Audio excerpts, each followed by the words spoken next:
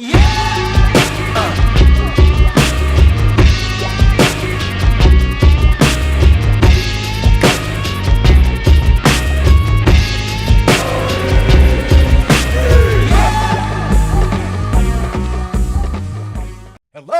Philadelphia! I'm Bruce Buffer. It's time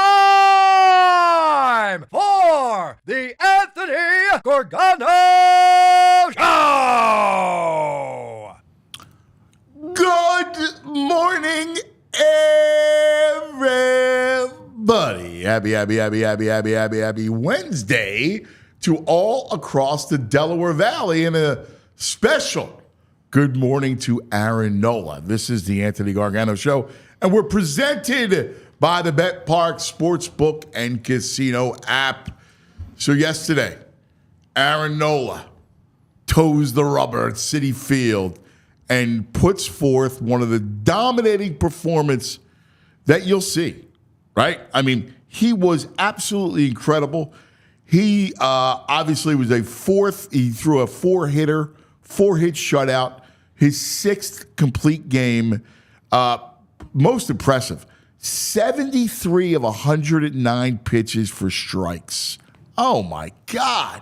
He was utterly dominant. He was, am I going to give a yo to my man Tastygate Dom, who's the biggest Aaron Nola fan? He pitched a masterpiece. He was Freeze.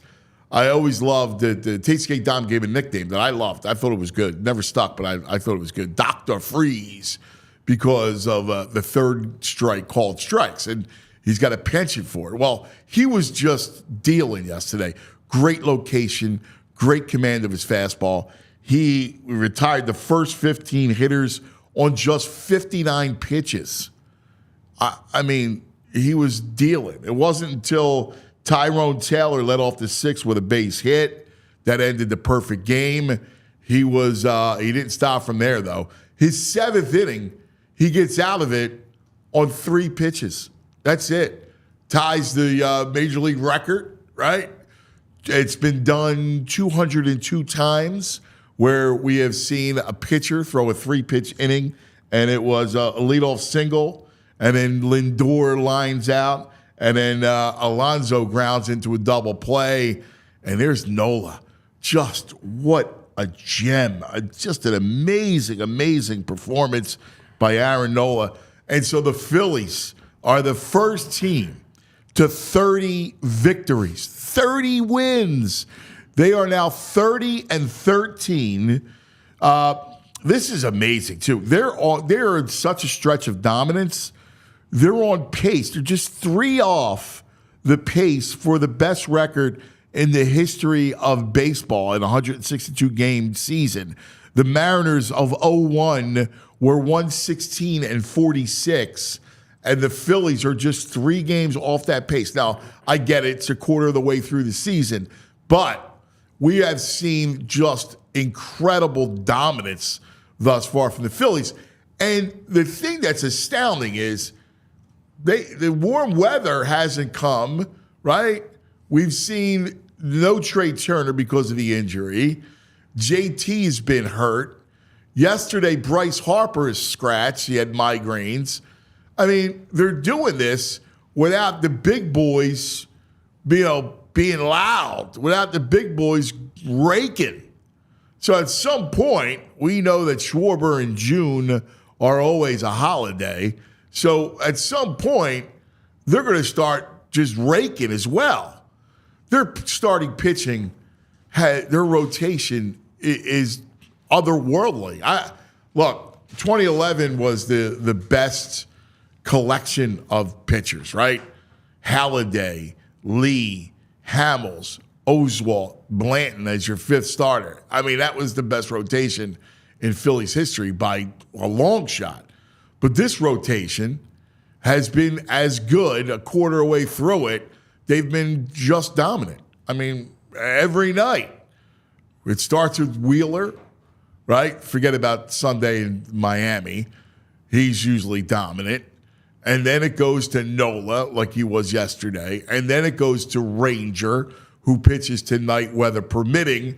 And we'll see if The Ranger can tie Steve Carlton to go 8-0. All right? Oh, man. And then everybody else has chipped in, right? Whether it's been Turnbull or Sanchez or Walker, they've all been good. It's been a rousing start and just a flex of dominance. Look, I know the Dodgers have an incredible team on paper, and they're really, really good off paper and on the field. But, man, these Phillies, they're fun. They're like, we go years ago, I used to do this thing when the Phillies were good that we would do the 162 pledge. And that is you're in on at least an inning. Like you have to consume at least an inning for all 162 games. Like I understand that schedule and everything else. But nowadays you can go back and watch something, whether it's on Comcast Sportsnet or NBC Sports Philly or, online, like you can catch an inning, right? Just watching Nola pitch yesterday, if you love baseball, watching him command from the mound, it was just the art of pitching on display. And let's discuss it because I want to talk about Aaron Nola a little bit today with everyone. He gets a rap, right? Like we always go, oh, Nola, is he a number two? Like there's always that question. And I get sometimes in big moments, but he's shown you he's pitched well. He's pitched well in the playoffs. He was. I remember when the Phillies re-signed him, it was like to not as much fanfare to that re-signing. It was huge because the one thing that Nola does better than anybody is that he eats innings. He's like Mrs. Pac-Man, right? Like, and that's how he consumes. He just eats innings for you. And when he's on, like he was yesterday, it's effortless. It reminds me of Lee a little bit. Now, obviously, Lee was a lefty, but when he commands the zone, right, there's an art to pitching around the zone. And when he's painting the corners and he paints the zone, that's artful. And that was yesterday. Yesterday he was popping it, right? Like he was all around the zone. Every pitch was with purpose. He had command of everything. I mean, that target, he was bullseye all day. And the Mets had no answers. He's done this to Atlanta. He's done this to the Mets before. He, always pitches well, it seems, at Citi Field.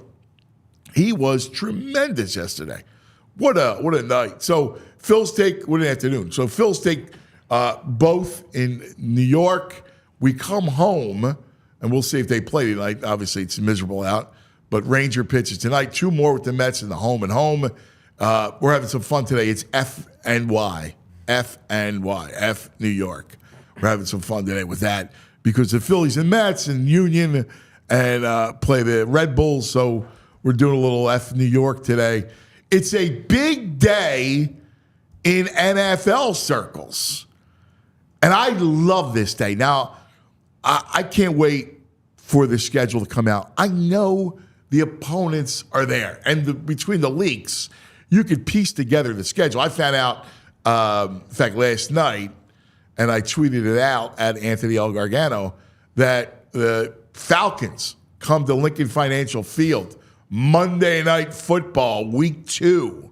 So we're going to have Eagles, Packers, Brazil to open the season on that Friday. And then the following Monday, Eagles, ATL from Lincoln Financial Field. Like, I don't know what it is about the schedule. I absolutely love it. And I don't know, maybe it's because it's my favorite time of the year. I love the fall. I love it. The fall is the greatest because from September, you have, baseball pennant races that lead into baseball playoffs, which the sport's the best. Obviously, the start of college and the NFL, college football and the NFL, and it leads into the holidays. Like, I love that stretch of time. That stretch of time is my favorite, even more than summer. It's my favorite time. It's great sports time. Of course, NBA, NHL start up in October, and it's always a fun time. So I don't know. I look at the schedule almost as a something to look forward to. So I know it's ridiculous and W's and L's and, you can't predict. Like, who predicts the Eagles season last year, right? Like, I'm going to argue against myself. Like, I like doing W's and L's just for the sheer exercise. It means nothing, right? Last year, they're 10-1. W. And then they fall off the table. Like, that's an impossible. Nobody would have predicted that, the way that season would have went. But it's fun. And the schedule gives us a kind of a look into the future, and you kind of get to plan out. You get to plan trips. Right? If I can recommend one thing that you guys should follow, and that is to do a trip. I've always been a big travel person, and I believe in it, and it provides human growth, right? You just see other cultures. And that's why I love the international piece of it. But to go on a sports trip, we love sports, right? And to go on a sports trip and see, with your brethren, right, a bunch of Eagle fans and see different stadiums. In my other life, my past life, as a sports writer, I logged 300 nights a year on the road. And my favorite thing in the world was going to stadiums and seeing it and seeing how the fans and the culture of that stadium, kind of how they celebrated the sport. It's one of the best things in the world. And we'll find out for sure today, or tonight, but it looks like they're trying to correlate Eagles, Rams, and Penn State, USC. Oh, my God. That would be unbelievable week. And we'll talk about a football, orgasmic trip to the West Coast to see Birds, Rams, and Nittany Lions, Trojans, Knits, and the Trojans. I mean, that's incredible. So we'll find out if that comes to fruition tonight. It looks like they're trying to do that. A lot of leaks are going on. Like I just leaked out that Monday night game in week 2, Eagles and Falcons. So we'll have a lot of fun with that today. Bo Wulf will join us to celebrate Schedule Day. It's the best, man. A little bit later on in the program, 10 o'clock, we always do our sit-down. It's FNY Day, so we're going to have some fun, and we'll talk to Joe Gannascoli, who was Vito on The Sopranos. He's a huge New York sports fan. So we'll bust stones, and we'll talk Philly, New York, and mix in some Sopranos and have some fun with Joe. He's coming up at 10 o'clock. The Clubhouse, usual characters, the brain, that's all straight ahead. That was Poppin' Off, brought to you by Olipop. Olipop, find your nearest flavor. It's a soda that's good for you at Wawa. Good morning, JP. Buenos dias, cuz. What do you say, buddy? Happy schedule release day. I'm excited for today. It's always the one that I always look forward to because I'm like you just said, I like the schedule ahead, maybe a home game, maybe a tailgate, definitely the away game. A lot going on my personal docket, but it's always a fun time. People like to plan ahead. I don't know. I always like to see it. Like, who's playing Thanksgiving? Yeah, W's and L's on the schedule. And I love it. For sure. Look at this. This is how the schedule is going to flow out.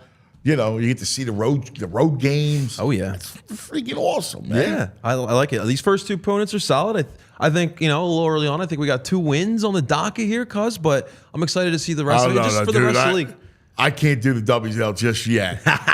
And while I like a Monday night against Atlanta, Green Bay, it's going to be tough, dude. That's right. I can't go stone W. It's gonna be interesting because Pac's nasty. That is true. The thing is that these are 2 really good fan bases, and they have strong fan bases down in Brazil. So we'll see how that looks down in Sao Paulo, Brazil. Yeah, that I'm looking forward to that. That game though, that's a tough game. Yeah, it's gonna be tough to start off the season. Early season. We'll see, but we talked about it last week with the coordinators. We'll see how prepared they are for the start of the season because the one thing we noticed the past couple of years is that training camp's been not that hard like the Andy Reid training camps, and you see that a little bit of that slow start. Obviously, last year, and Nick said it. Nick said that he's gonna, he's gonna work them harder, right? They got to work. They got to work harder. So we'll see if that pays off. It's all about preparation going into that Monday night. But that's that Friday night game. That's Friday Night Lights. I know. Down in Brazil. I love it. I guess it's Saturday in Brazil. I guess we're a day ahead. I think so. That part down of there. That part of South America, I never really ventured too far into, but I'm pretty sure. So you have and you're from Colombia. My family's from Colombia. That's right. That's so. It's very touchy for me because Brazil, when it comes to the soccer, mortal enemy. it's my Cowboys. Cuz those are my Cowboys. Really? Those are my Penguins. Those are my Celtics. Oh, I hate Brazil soccer. Really? I hate them. Oh. Really? Oh, that's awesome. We've had this conversation with Andrew. Yeah, I hate Brazil soccer. It's because I want to be them a little bit. I want my Colombia. You got to be Brazil there. envy? Oh yeah, it sucks. Great players, beautiful uniforms. That sucks. Absolutely terrible. Yeah. Well, I mean, listen. I mean, you have friends, family that have any in Brazil? No, definitely not. No. Yeah. No, they all stay in Colombia. But it's perfect because it's F New York week, cuz. Yeah. I love it. Yeah. Today's a Knicks big one. won yesterday. Oh man. Boo. I know. They brought Did you see they brought Everett? I saw Busta Rhymes outside of they Fat all were Joe. out. All the celebrities were They're out. ready. I know. They're ready for the parade. All the parade. They're going to get smoked by the Celtics. I hope so, cuz. First of all, they still got to win a game 7 in Indianapolis. That's right. So, go easy. It's been a solid Let the series over. Yeah, it's been the last couple blowouts. Yeah. That Sixers-Knicks series was a great series. Yeah.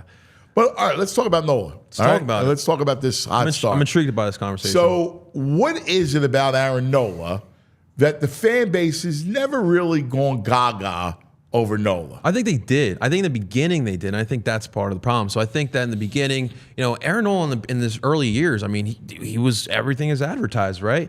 But then, I love Aaron Nola, and I don't think he's the number 2. That's only because Ranger is just pitching out of his mind this year. I would probably say he's the 1 or the 2B or maybe the strong 3. But with Aaron Nola, really, so the way Ranger's pitching right now. No, I mean, listen, Ranger's dealing, right? But I mean, you got to say that Nola's still your 2, no? I mean, now, Ranger, you can make the case, cuz. Yeah, but you don't. The role is the role. Okay. Until the end of the season. But if Rangers has a season complete, it goes through this whole season pitching at that level consistently, then you're right. But going into the season, he still holds that spot, no? No, because it's about the mental for me. I think Rangers' mental makeup, I think that is much stronger than Aaron Nola. I love Aaron Nola, and I think Aaron Nola has great stuff. Do you? And you saw you saw he had the knuckle curve working. When that's working, cuz. No, the best is, I love Aaron Nola. He's a 3. Is that a diss? He's a strong 3. Especially with the way Rangers been pitching, this is a strong rotation. Yeah, but again, you can't be rash. My point is, you got to be rash. You got to go into the season. I mean, listen, we're quibbling, and I'm huge with Rangers. The Rangers probably, especially after Wheeler struggled a little bit Sunday, Rangers the leading Cy Young candidate, but it's mid-May. You know what I mean? No, you gotta. You just gotta just put it in perspective a little bit. It's just sometimes Aaron will you're right, he does eat up innings, but sometimes there are those starts where it just takes that one pitch, that one knuckle curve or that one slider that just it's hit out of the ballpark, and then the domino effect happens to him. And I think a lot of the fan base. But if you go back and look at it, of course that happens. You're spot on, but by and large, he's more like yesterday. Now, that yesterday was a beautiful masterpiece, but he's closer to yesterday than he is to blow up. He had that one stretch, right, with 2 years ago, where and people were like, 20, 21, no, 22, yeah. Where people go, no, you weren't sure about him if we make the playoffs, right? But I mean, he pitched well last year. He pitched well. He's pitched well in the playoffs. Game 6, though, cuz it wasn't that great. Yeah, no, you're right. That's all it is for me. Who do I trust more in a strong rotation? But against Atlanta, he was good. Well. No, he was good against that lineup. He was terrific. That's why I say he's a strong 3 for me, cuz he's a strong 3 with the way Ranger. I can't sway it. Plus, I'm part of the Rangers. You'll find me. I want to be in part of the Rangers, guys. Why you want to be a Ranger? I want to dress up like a Power Ranger. Come on. I can see you doing that. I can see who's a Power Ranger. What do you think, Andrew? The spandex About Nola or about Rangers? About JP is a Power Ranger. Oh, I yeah. want to be that'd part be- of Rangers. Definitely. What color would you want to be? I don't care. I'm not picky with the color. Give me any color. Give You'd me be the color like a that- good green Ranger. But There you go. But think about it. He's exactly what people, the anti-Nola, like all right, No, people Not do kill anti, him. People but do kill him. And I'm not there. But you're I'm just close. realistic. I don't know. You're real. Listen, I think he's the value of Nola, which is why I like the signing, is that he eats innings. Like that's a value. Like When he's on, cuz. Ranger hasn't done that until this year, right? Like So before you start to go, hey, and I love what Ranger's doing, but before you start to catalog that, Nola's done it. He eats up innings, and he there's something about him. You see it, Andrew. He just doesn't get the adoration. I think it's which is odd from our fan base. I think the problem is he's so plain. He's like vanilla ice cream with no jimmies. He doesn't give you anything. Yeah, out but there. he gives you the bean.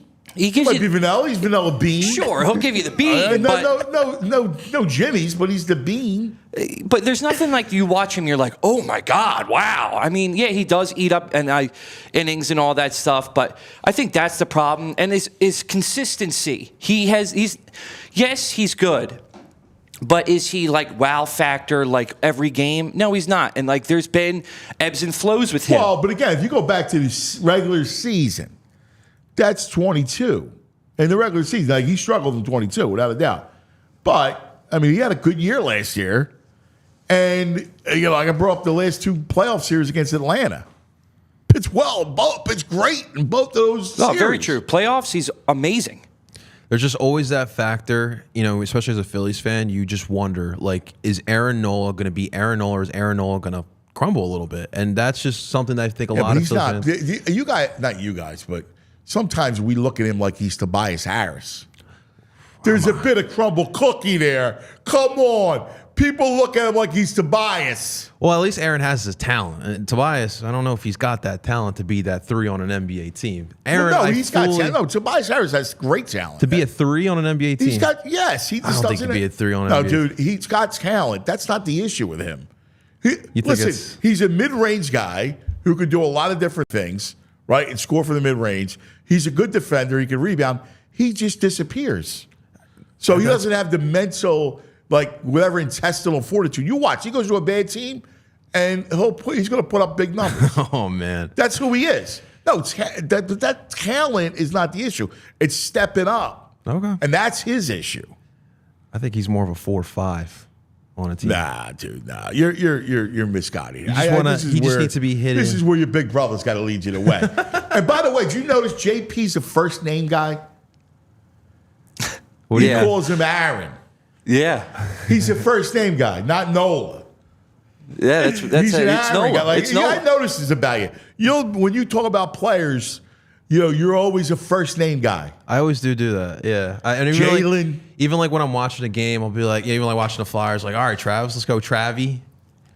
Yeah, see, I'm a last name man. I get you. I don't know. Maybe now the journalists, you always said the last name. Like you didn't. Okay. You never, wrote in the beginning. You wrote the full name, but you never just. Yeah, it's definitely like the reference the first name. I think it's like Nola. Come on. It's like my guy. It's my Aaron. It's my boy. Yeah, he's not your boy. Call him a 4 or 5. Come on now. That's no. He's a 2. He's definitely a 2, 100%. Well, he was talking about Tobias. Oh, okay. But you I say he's a 3 because it's rotation. Talent versus production. Talent, again, in spots, like moments. Like, we actually think that Nola sometimes crumbles, like the cookie crumble. We think of him like, because he's Tobias. Because he's rolling through 5, and then again, it's like that one pitch, and we talked about it back in 2022. Well, that's what he does, though. He's around the plate. Like, right? He's a guy that's always around the plate. That's the art of pitching. Lee, it's funny, Cliff Lee was very similar from the other side. He was a lefty, but he was always around the plate. Sometimes when he got too much of the plate, he would get lit up. Yeah. Because he caught too much of the plate. I do find it ironic we constantly keep talking about this because I remember like when Zach Wheeler got here and we started seeing him pitch and there was that conversation like, is Aaron Nola the ace? Is Zach Wheeler the ace? That's and clear, now though. Wheeler has come into his own here. Like, you knew he had ace stuff. That was a great signing, by the way. It was a tremendous sign. You knew that Wheeler had great stuff, right? Like, you knew that. But he had to stay healthy and then do it over a season. He solidified himself as the true ace. Now, we'll see. Ranger could easily become the two. But right now, you know, Nola still has that mantle. All right. So we'll see. I'm all rangered up, boys. I know. We'll see with VG's. VG hungover. Is he awake? VG's asleep over here. VG slouched. Yeah, he's got the drooling over there. Gatorade Light. Right? He's too much time in the pub last night. My VG. ties. Hanging in the pub. All right. We got lots to do. I want to get to Bo coming up. But first, let's talk a little bit about Butcher Box. My favorite Butcher Box. Yes. You know, I got my two sons who are carnivores. And look, we're going into grilling season, and we love our meats, burgers, steaks. That's their favorite, the steaks. Oh, my God. Forget it. My wife, if she could make steak, you know, twice a week, they would go nuts. She does the steak with the potatoes and the asparagus, and they go bananas. And those steaks from Butcher Box, we're talking grade A beef, like just tremendous cuts, 100% grass-fed, free-range organic chicken they have, pork raised, crate-free, wild-caught seafood, humanely raised, no antibiotics, no added hormones. And I always worry about the food. I don't trust our food. And the hormone situation and all that stuff. This is where Butcher Box comes into play. And you could shape the box. Like, you might be more of a chicken household or seafood. Like, and it's all great stuff. You could mix and match your box and get it. It's so easy. You just deliver it right. You become a customer. It comes right to your door. You put it in the freezer. You're ready to go. You always got good stuff. It is a big deal, especially with grilling season, man. Go, you got to grill with the Butcher Box. Trust me, it's fantastic. So here's the deal. For our people, Butcher Box, how about this offer? Free meat plus $20 off your first box. So free meat and $20 off your first box. This is when you use the code PHLY. So you go to butcherbox.com, right? /PHLY. Put in that code PHLY. Free meat and $20 off your first box.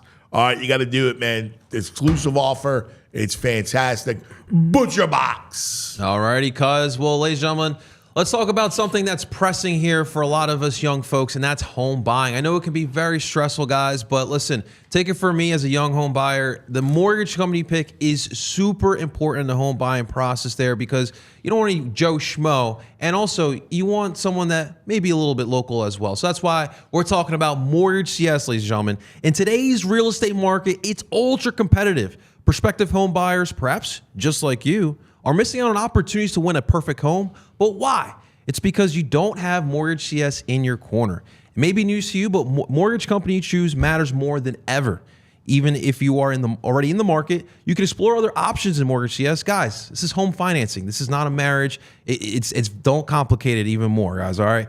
Mortgage CS is an independent mortgage broker located right here in the Philadelphia area. This means they won't steer you to just one mortgage option or what's best for them. They will work with you, not the banks, all right? And the CEOs, Ben and Alec, they're fantastic, all right? They will make sure to make you feel comfortable as possible during that home buying process. And even better, you could talk to them about Philly sports. Right now, at the bottom of the screen, you can see the phone number if you're watching live on YouTube, 267-391-7425. That is a cell phone number of CEO Ben Stucker. Shoot him a text. Ask him some of those questions, those dying questions you've been having about home buying. Or, hey, ask him how he feels about Aaron Nola. Is Aaron Nola the 2 or 3? You can ask Ben yourself. There's a reason why people win more with Mortgage CS. So call or text Ben now at 267-391-7425 and see for yourself. You can also go to mortgagecs.com/PHLY to check them out. And you can check over the 370 plus 5-star reviews. This advertisement is not a commitment to lend or extend credit. Mortgage CS is an equal housing opportunity mortgage broker. All loans are subject to credit approval. Certain restrictions may apply. Company NMLS ID 1464766. Visit mortgagecs.com for more information. All right, JP. It's time. That's it. Big news of the day presented by TrueMark Financial Credit Union. Check out TrueMark.com/PHLY. Stop in your local branch to learn more about the credit union difference at TrueMark Financial today. It's time. Schedule, baby. That's it. Joining us from the All PHLY Eagles show, who's fantastic, my man, along with Zach Berman. They do a great job. Bo Wulf. What's up, Bo? What's up, cuz? Happy schedule day. I'm making the backwards hat just for you. You're the only one. Dude, you look good with the backwards. You know, it's funny. Newbeck did it too. You guys look good. I'm a backwards hat guy too. Always that way. Like this lounging around the house, you know? Yeah. Backwards cap without a day. It looks good on you, dude. Yeah, come on. The way to do it, man. Why do we? I love this. This is the most ridiculous thing in the world, but I don't think I'm alone. I love this schedule, Bo. I think what's fun about the schedule is that that's it. It's fun. Like there's no we can just pretend about it, right? We know that things are going to change over the next 3 or 4 months, right? There's going to be injuries. Teams are going to be better and worse than they look on paper. Who like to think that we can predict a week 14 game based on how the teams look today is insane. But that's what it's all about. This is the offseason. We got nothing else to do. It's great. I agree. Like the schedule is fun. We're going to pick every game on the show tonight, and don't hold us to it. But that's part of the process. Exactly. Like I always thought these people go, W's and L's stupid. Okay, well, intellectually, we all understand that nobody was going to pick how last season would play out, where they're 10-1 and fall off the table. Like we understand it. But, like, that's where the fun police come in. Like, dude, like, you might have just have some fun and think about it. Like, we miss football. Around this time, Bo, is kind of when we start to miss it, right? Because you've had the draft, and the draft's great, and you're like, all right, well, what's next? And, so the schedule satiates us a little bit because we get to think about the fall and think about what's going to happen next season. And that's kind of how we consume it, buddy. And it also makes like the looming season real, right? Right now, everything is theoretical. We've added the players and free agency and the draft, and you can pick apart the depth chart, what you think it's going to look like. But the arc of the season, you can't picture it until you know exactly how it's laid out. So that's what it like starting tonight. Then all of a sudden you can really fantasize about like how the season is going to play out.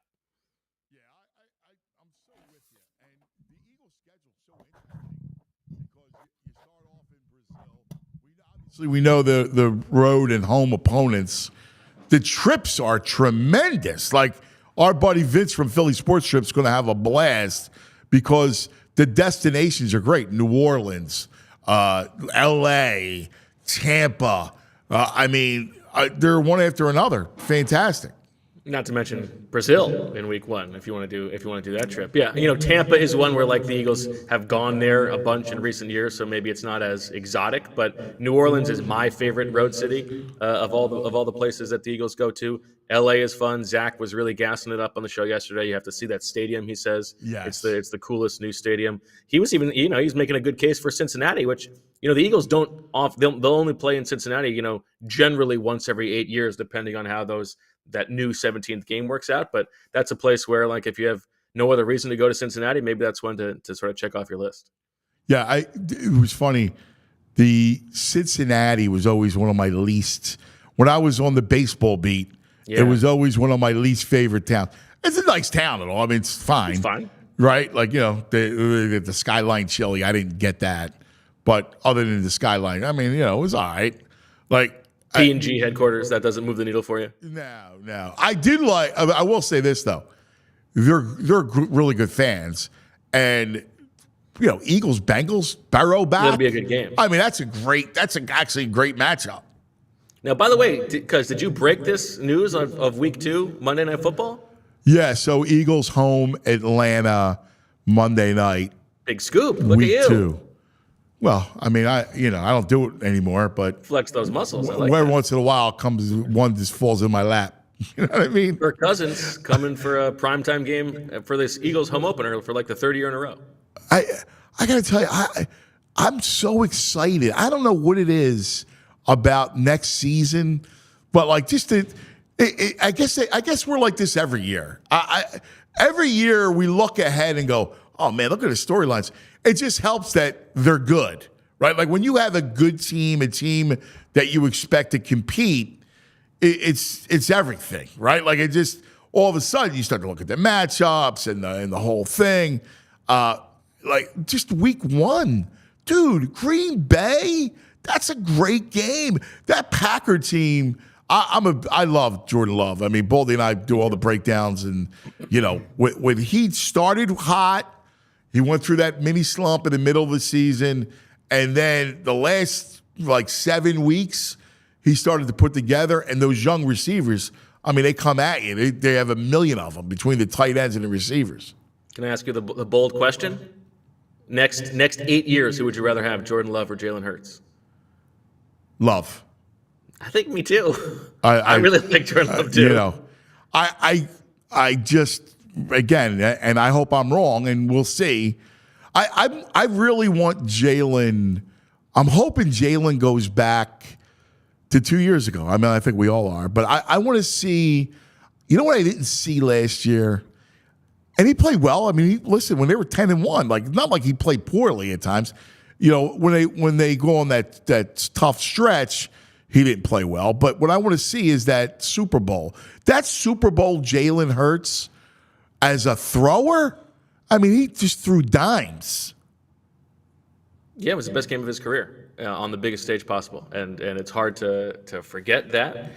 I'm with you. Everything is set up for him this year. The reason that I would like sort of tilt Jordan Love, and maybe it is recency bias, is it feels like to me he would age a little bit better. Yes. Like if Jalen doesn't have the full complement of his legs, would he be the same thrower as Jordan Love? And Jordan Love has done it with a lesser exactly supporting it. cast, right? But yeah, I mean, there's no doubt that this season it's all about Jalen Hurts. Like they have set it up that way, right? Like they have brought in a new play caller. They have fortified the offense for him. They've given him Saquon Barkley in the backfield. Like if Jalen Hurts can't get back to 2022 Jalen this year, maybe even without the legs, then all of a sudden that starts to be a pretty big disappointment. Yeah, do they? Let me ask you a question. God forbid. I don't want to go down this road of doomsday, but if he does not go back to 2022 with these array of weapons, and it's more on him when it comes to his pocket. Like what scared me last year was I didn't like his pocket presence. Like I thought, again, I thought his eyes were kind of drifting down more. He didn't see the field. He was quick to escape instead of a slide step. He was quick just to kind of bolt out.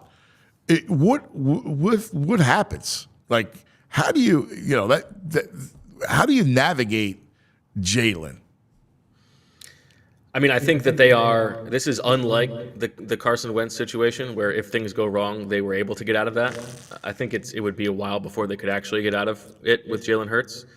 If he has a bad year and is healthy the whole time, I think the obvious next step is probably a new coach, and they're trying to find somebody who can actually get the best out of Jalen Hurts.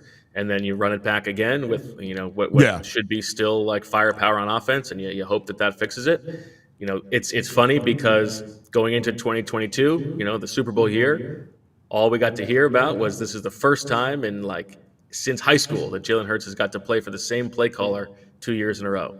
And it hasn't happened since. And if it goes wrong again this year, it won't happen again, right? So you would have to hope that playing the long game is going to help in that sense. Now, to be fair, he's 25 years old. He and Jordan Love are the same age. There's still a lot of time for him to continue developing, and he has the voracious work ethic to expect that is still possible. So I'm still generally bullish on Jalen Hurts. I am but too. After 2022 is up here, 2023 is a little bit lower. If that continues, then yeah, that would be not great. Like my first inclination is, to put it on Sirianni and Brian Johnson, right? Like, the offense, there was not built-in answers for Jalen, right? So I got to start there before I even lay any blame at his feet. I mean, obviously he's somewhat culpable. I got to start at coaching and the preparation, So I agree. I'm with you. I think Kellen Moore will help was a that. part of it too, right? But even that is maybe part of coaching, right? Maybe they didn't have a plan for what if Jalen didn't have, the complement of his legs. Yeah, again, I guess this was my question. After the Super Bowl, I felt way better because you and I both know that at some point you just can't use the legs like you used to. Like it just now he's only 25, so that's not happening tomorrow. But like we went through it with Donovan, like you got to be able to throw the football, and I felt so good after the Super Bowl because like he made all the right reads. I mean during that, he had a wonderful year 2 years ago. I mean he was throwing dimes. I mean, his accuracy, especially with the long ball, was incredible. So I guess that's kind of what you're hearing from me, is I was a little disappointed last year in that respect. Yeah, and he remains, you said it, the long ball accuracy, he remains one of the best deep ball throwers in the league. The numbers bear that out. Even like the completion percentage over expectation last year, when it was a down year for him, was towards the top of the league, and that sort of is a reflection of the fact that guys were not running wide open in the offense. Like the scheme was a little bit static. Now, some of that is maybe he's just throwing it to A.J. Brown and Devontae Smith when they're covered closely, when there's a wide open guy who he's not throwing the ball to. Those are the passes he chooses to throw. And you would hope that over time, and maybe in the Kellen Moore offense, he's going to be willing to throw the ball over the middle of the field a little bit more than he has been in years past. But I agree that like we can be a little bit sanguine about this and let it play out. Let's see how Jalen Hurts does this year. How much do you think they will incorporate his legs?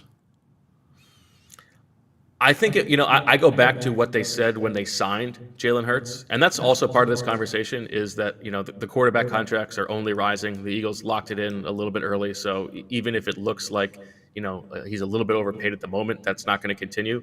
But, the thing that they said was we're not paying him more to do less.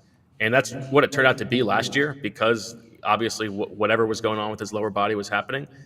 I think it would be like a disservice to the offense if they didn't incorporate Jalen Hurts' legs and what that can do for the larger picture. Now, that doesn't mean that he has to run the ball 10 times a game, and we can talk about whether the tush push is a part of that. But if there is just the threat of Jalen Hurts running the ball 5 times, not only will those plays lead to some first downs, but it's taking the defense's attention away from Saquon Barkley. I think that's probably part of the reason you talk yourself into Saquon Barkley from the Eagles' perspective is we know that this is a guy who can handle a workload, so that means a little bit less on Jalen Hurts' shoulders or legs, as it were. But to open things up, to make the offense as explosive as it can possibly be, they need to have Jalen Hurts' legs involved in some way. I agree. Just from a space standpoint, it's just so hard for defenses to defend everything, right? Especially the way they're built. I mean, Howie's done a masterful job at building the offense, and just when you think about the geometry of it, the creating space on the field between Devontae Smith and A.J. Brown and Dallas Goedert and now Barkley, with you add the component of Jalen's legs, and wow, I expect him to have a good year. So I'm expecting their offense to be really good. And if we circle it back to the schedule, the list of opponents, we don't know how it's laid out yet, but it is not the most difficult schedule. It doesn't look quite as easy. Especially the home schedule, yeah. Especially the home schedule. It doesn't look quite as easy as 2022 when the Eagles only had 3 games against teams who were projected to be top 10 in Super Bowl odds before the season, and 2 of those were Dallas. It was Green Bay and Dallas.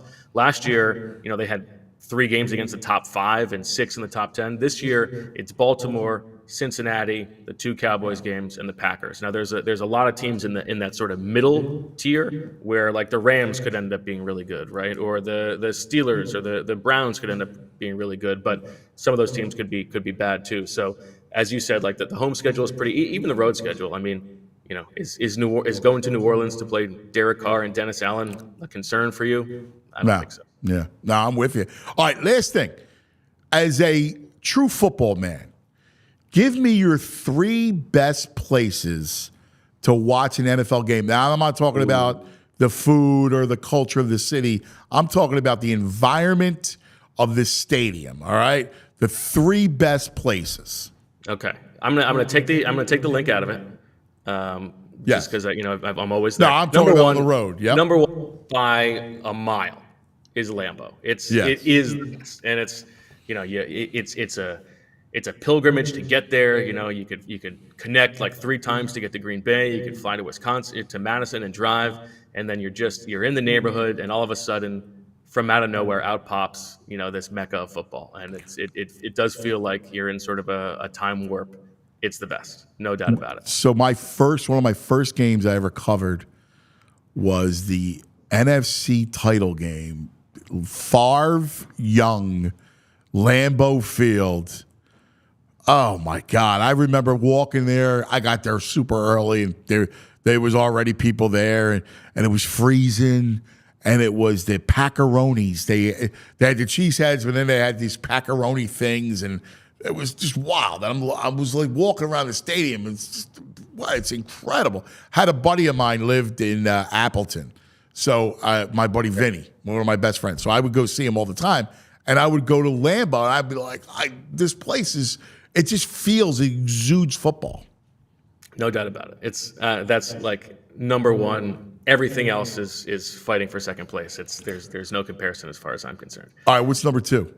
Number 2. Now, part of what I like about Green Bay, like I love the idea of like everybody can sort of walk to the stadium, and then it's a different atmosphere. So this is a completely different type of situation. But for me, it is New Orleans. Like it's kind of a rundown stadium, but it's so loud in there. It's such a different kind of atmosphere. The press box, if you're covering the game, is like all the way at the top of the stadium, so it's you get the full all 22 view, but it's so loud. It's not sequestered off. So for me, like when there's no glass separating the press box from the fans, you get so much more of the actual atmosphere of the game. So I get a lot of juice in that one. And then to me, like there are some ones that were like Kansas City is fun, but it's kind of a drive to get out there, and I think it's maybe no. But I'm just talking about more the environment. I thought I know, City would and be it's too. like a touch overrated. Yeah. To me, have you been to the Cowboy Stadium? Because to me, that's like there is Lambeau, which is the perfect romantic, idyllic football, and AT&T is new school. Like this is what football has become: the pomp, the show, the pageantry of it. Yeah, that, it's an NFL strip joint, is what it is.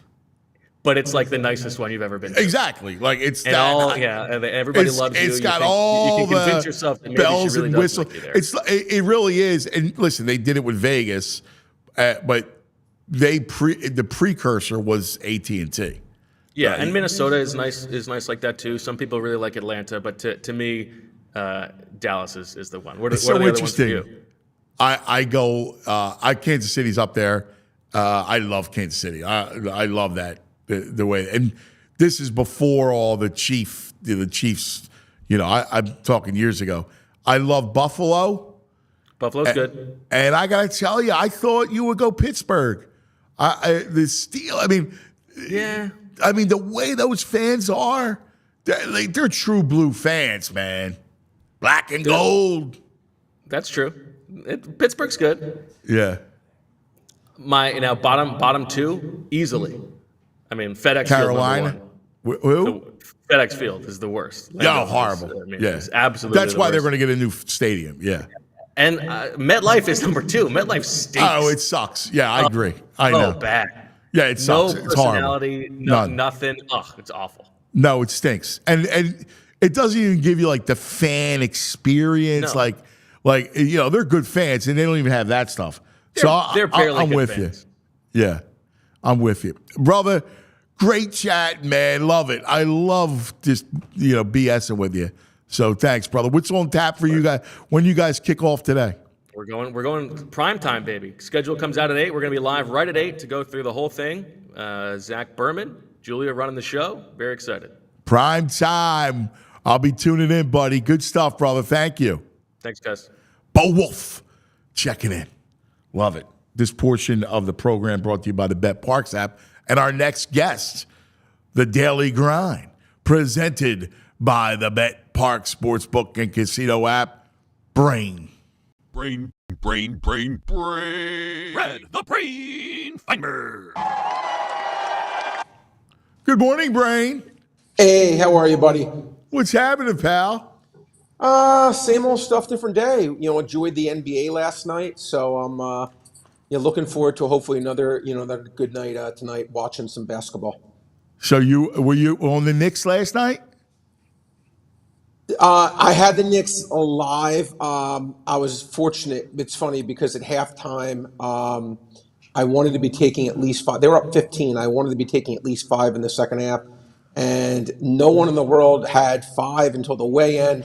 I was able to get a 5 at the end, so I needed to win by 10. 10 over 10. They did. So yeah, it worked out for me. Interesting again that series, Anthony, and I just don't trust Indiana even. I'm sorry, a little bit. The Knicks, look, they do. Again, you want to write them off, and then they do what they did last night, right? You want to just say, all right, they're done. They're not good. They stink. Without OG, they can't do this. They don't have any depth. And they come home, and it's almost like when they come home, it's almost like all is forgiven. Like it's just a different environment. The crowd's crazy. Brunson is playing, and this is not hyperbole at this point, like a top 5 player. I think he's even, he's playing, honestly, outside of Jokic. I think he's even been better than Edwards. I think he's been that amazing. So, look, Wow. they're playing Yeah. really well. I cannot wait till that team loses 4 times. I will be rooting against them. I know you think I'm crazy because I'm like, how can I root for Boston? I want this Knicks team out of the playoffs. I do. Well, you still got to win Game 7. I mean, yeah, no, you're absolutely right. I No, you're mean, absolutely look, and here's the thing. Brunson was special. I mean, he was incredible. I agree with you. I mean, he was incredible. But now he's got to do that again, and he's got to do it in Indianapolis. Yeah. It's hard for these guys to put up back-to-back monsters. No, it certainly has been the case. I'm looking right now, Anthony, on the Park site. It looks like the line is actually only 4.5, which is to me actually I'll be coming closer to 5.5. So I think I'll bet you that line goes up at Tech. I will make you a gentleman's bet when we come on tomorrow. I'll bet you that line's at least 5, maybe even 5.5. I think that 4.5 is too low. So if you like if you like Indiana, my advice to everyone watching the show, if you like the Pacers tomorrow, right now Parks I think has the best line you're going to get at 4.5. I don't think it's going to go to 4 at all. And I think recommend if you like that side, now would be a good time to bet it. In the other series, man, I can't believe they're out of the crypt and they're the defending champs and they're about to take care of business. I misread that series when the way Minnesota handled them defensively. I thought they were dead. Anthony, listen, I listen. It's so important. Everyone watching this, okay? It's because it's a great lesson. Not in my opinion, not just in sports betting, but in life. I always say, would you rather be consistent or would you rather be right? And in life, I found that people always choose to be consistent over being right. And that's a mistake. I'd always rather be right. I thought Minnesota was going to win the series beforehand, and it was 2-0. I thought really strongly they were going to win. But again, the data has changed. Things have changed. Minnesota, you see the Denver has really exploded these last 3 games, and you have to be willing to, adjust. Say, okay, you know what? Maybe I got this one wrong. Guess what? The best sports bettors in the world are still going to be wrong 45% of the time, Anthony. So, this is a case where, as you said, Denver just absolutely showed their mettle. I think they probably will close out, in my opinion, them in Game 6. I don't think it's going to come back to Denver personally. And I told you, Anthony, yesterday on the show, plus 550, Denver to beat Boston in the finals. I just think it's going to happen. Now it's no longer plus 550. It's now plus 350. But I really think Denver's going to win the championship right now. Wow. Yeah, you said it yesterday. All right, what do you got? How do you see tonight going? And Aaron Nola yesterday, dude. Well, Wow. yeah, no Pete Alonso home run. No Pete Alonso home run. That's for sure happened. I mean, I remember I'm like, Anthony, I may like a Alonso home run as a pizza bet. Didn't happen. I'm going to give you a couple things today. Chet Holmgren, OKC, Anthony. His last 60 games, he won over 14.5 points, 40 out of the 60 games.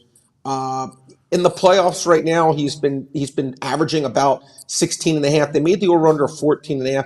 I think it's too low. He's getting a nice bump in minutes. Now, obviously, the scoring is down, so in playoffs, so you have to say the bump in minutes versus the scoring going down kind of somewhat evens out. But again, it's been about a 2 out of 3 winning bet all year. They need someone else other than SJ to score all their points. I think Holmgren's a really good player. I think I would have made this number closer to 16.5, quite honestly. So I think if it lands on 15 or 16, you smile. But that's what Brad said on Anthony's show.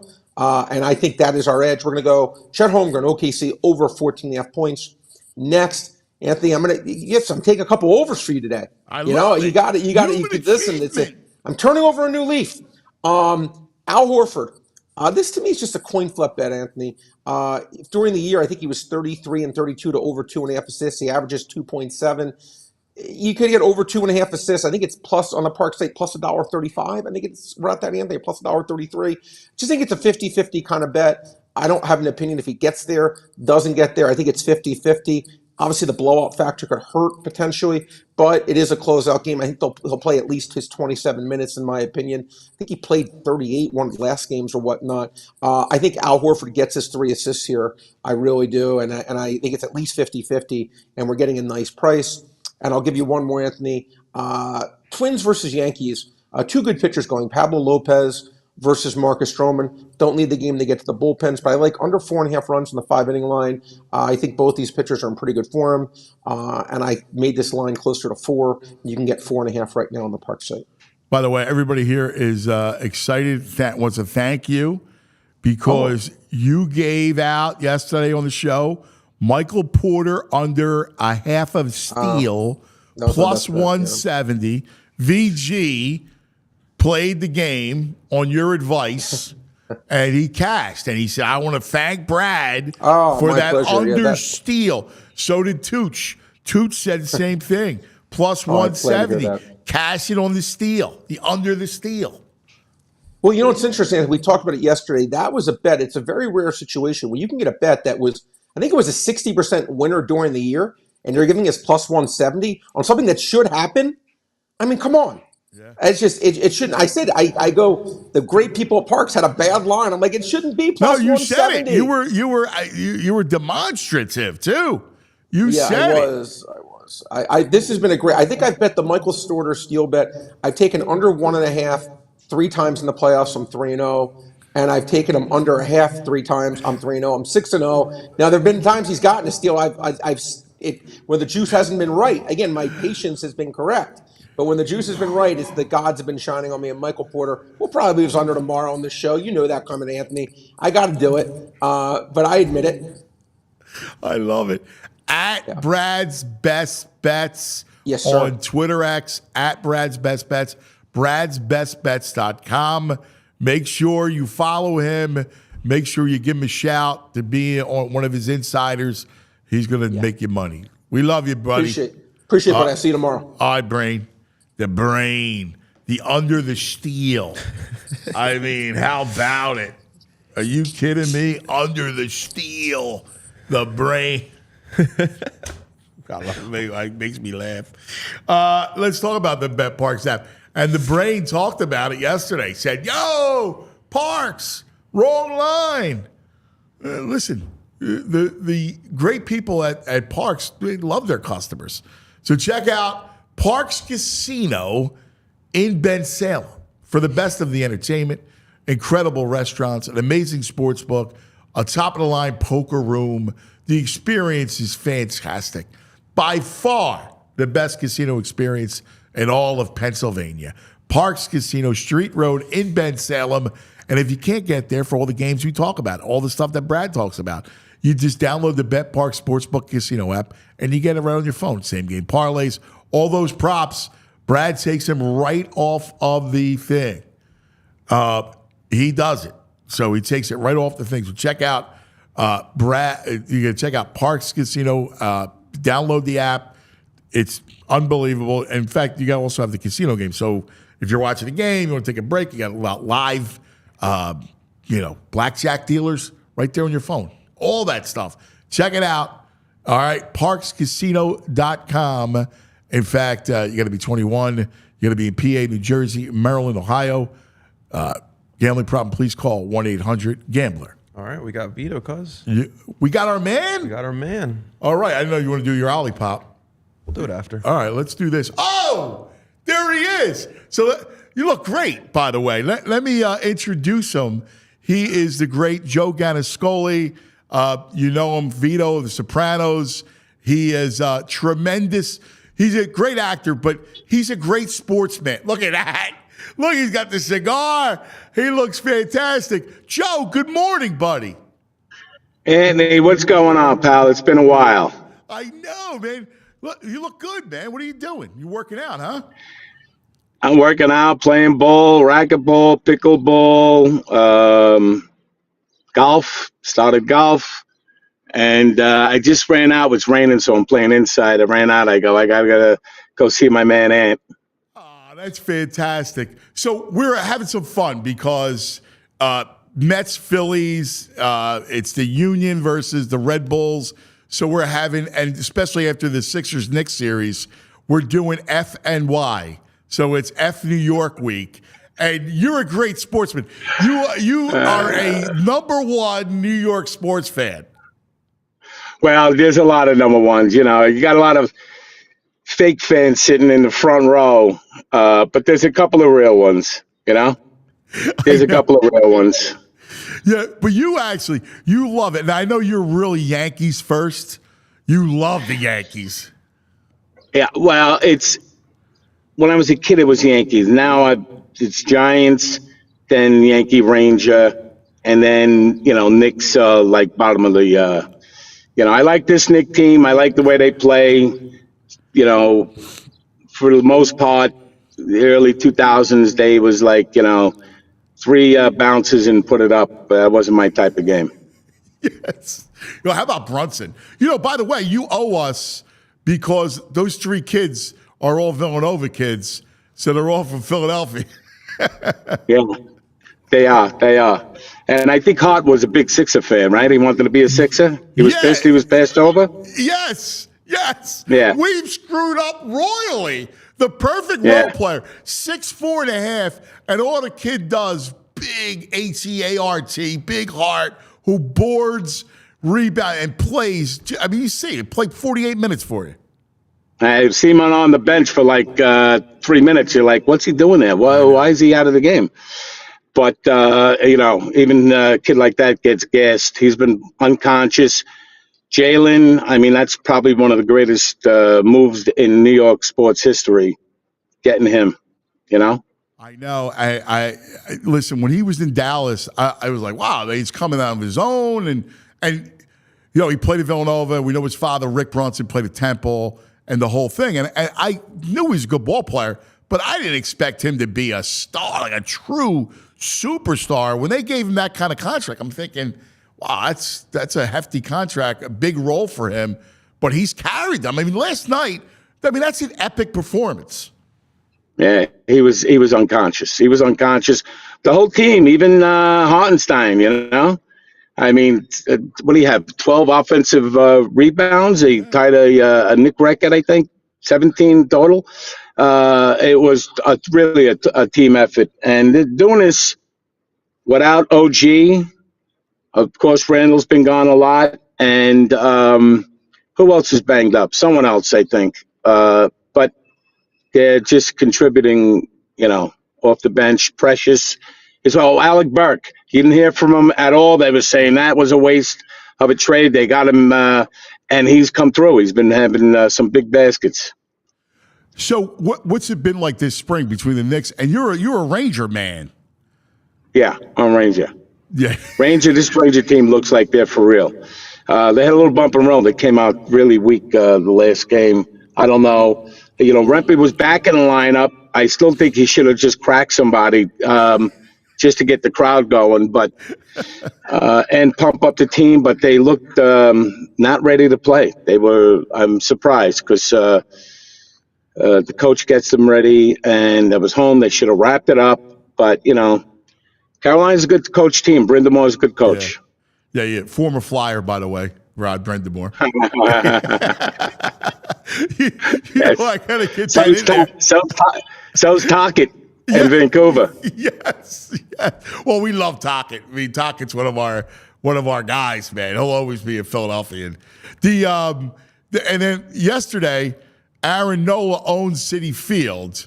Now, if you're a Yankee fan, I always say this: you're a Yankee fan, you really don't like the Mets. How do you feel? I'm not, like I said, I always looked at them as like our little sisters. You know what I mean? They're a nice little cute team. They try. They almost get there. And once in a while they do. But I don't hate them. I don't hate the Jets. I don't hate the Nets. The Islanders, maybe. I don't know about the Islanders. But, there's only two teams I hate. You know that. Cowboys and Eagles. Well, right? Football's your number one. Now, you love the Giants. I got to ask you, we have Saquon Barkley. Who? Saquon, baby, celebrate. Wait. End zone. I know Charles and I know Iran. Who was the other guy?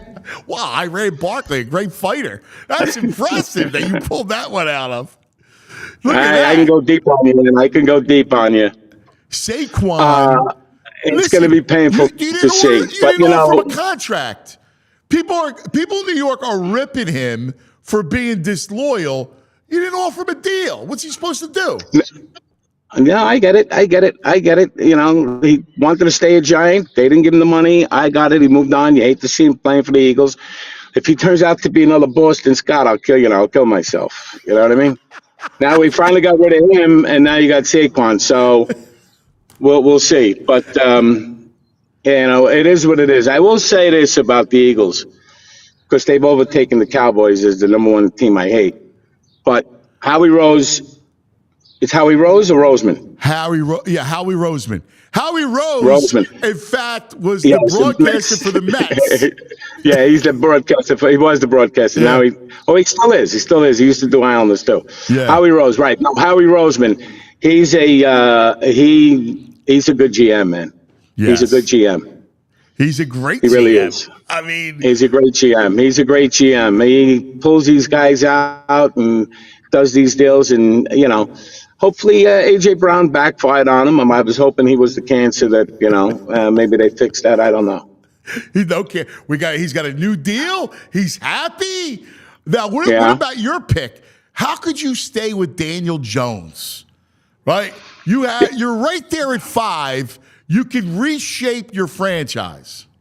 With who? Well, the three guys, Daniels, Drake, and Williams were gone. So what were they going to do? Reach? Oh, you could trade up. It'll cost you. It's pricey. It was Malik Neighbors all along. But I love Daniel Jones. The kid, I realize this now, that he just might be injury prone. And not only that, he's coming off 2 tough injuries with the neck as a bed for a quarterback. It's not good.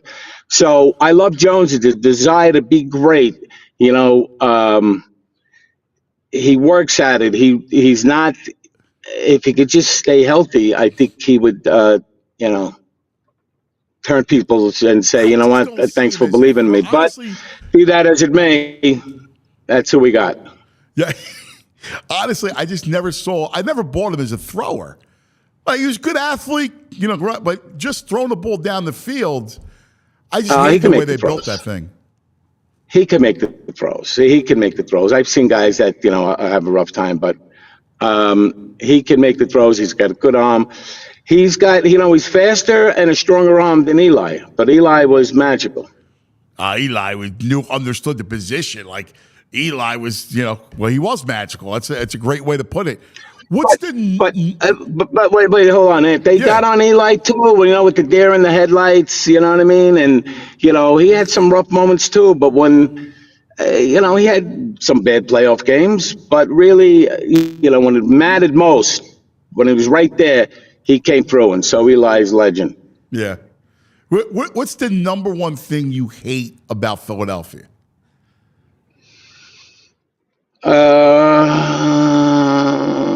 Well, listen, my guys. As a matter of fact, I would have been in Philly today, actually.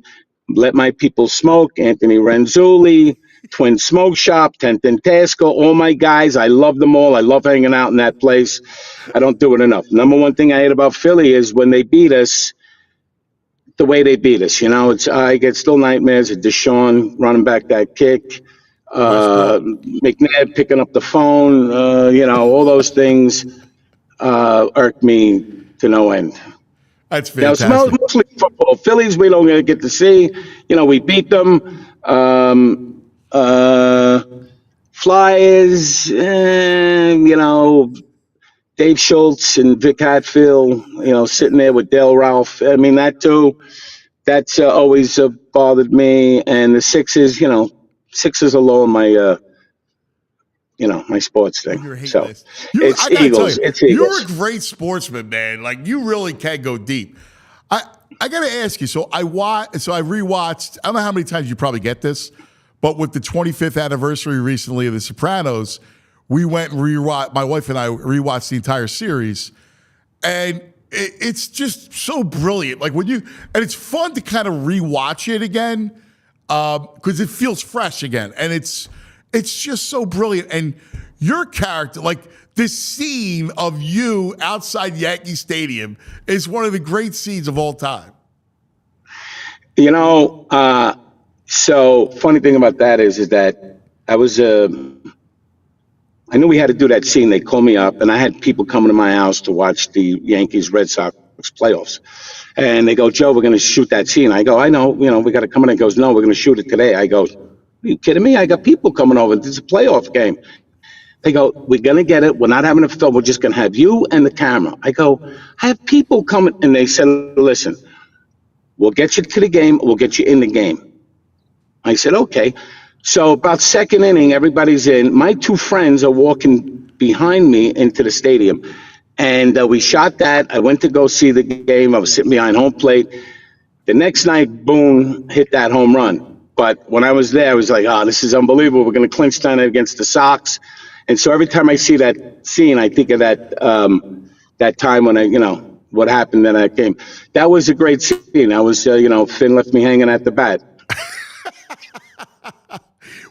How did you get that part? I mean, it was, and the ascent of your character was amazing. I mean, like David Chase at character development it's just brilliant of how he took you and then made you this big character in the show with its arc.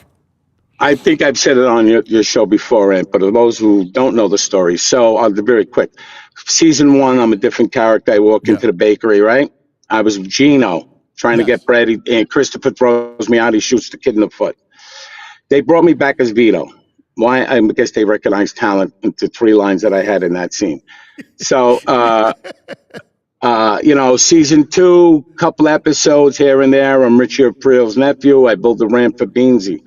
Season 3, I get to kill Jackie Jr., which was big. Season finale, that's cool. Season 4, I'm reading a book called Murder Machine about the Roy DeMeo crew in Brooklyn killing guys. And they just released one of those guys, Anthony Sent, after 35 years. Wow. They killed like over 60 guys up they had this bar called the Gemini Lounge. And they had an apartment upstairs. They'd kill them in there, bring them upstairs, cut them up in the bathtub, drain the blood. One of his guys in his crew was gay, and then the light bulb went off. And I go, wow, that's kind of interesting. You never hear them see that in a mob. So I brought it to the attention of one of the writers, and I go, look, this is interesting. You never see it, and I'd be willing to do it. So I wanted to prove the, self-taught chef, self-taught actor, and I wanted to prove I can act to myself, to the cast. And I wanted a challenge, playing a wise guy where I grew up, where you grew up, South Philly. You see those guys, their mannerisms, how they talk, what they, So, and that's why I suggested it, and thank God they did it. It changed my life. So I got lucky being in the right place, right time. I'm blessed. I always thank God every day. Trust me. And, what can I Well, say? the way you So, pulled it off, and just to give a little, what? I mean, the way you pulled it off was so impressive. I got to tell you, like the whole, Connecticut. When you go up to Connecticut, Vermont, and the relationship that you had, like it was so well done. It was you really killed the role. Oh, thank you. I appreciate that. And giving us always go to sports, you know what I mean? But being on that show is like being on the 27 Yankees, the 85 Bears, or, I wish I could think of a dominant Philly team. I can't. But Eagles, EAGLES. yeah, you know what I was going to say to that? One is the loneliest number, ain't it?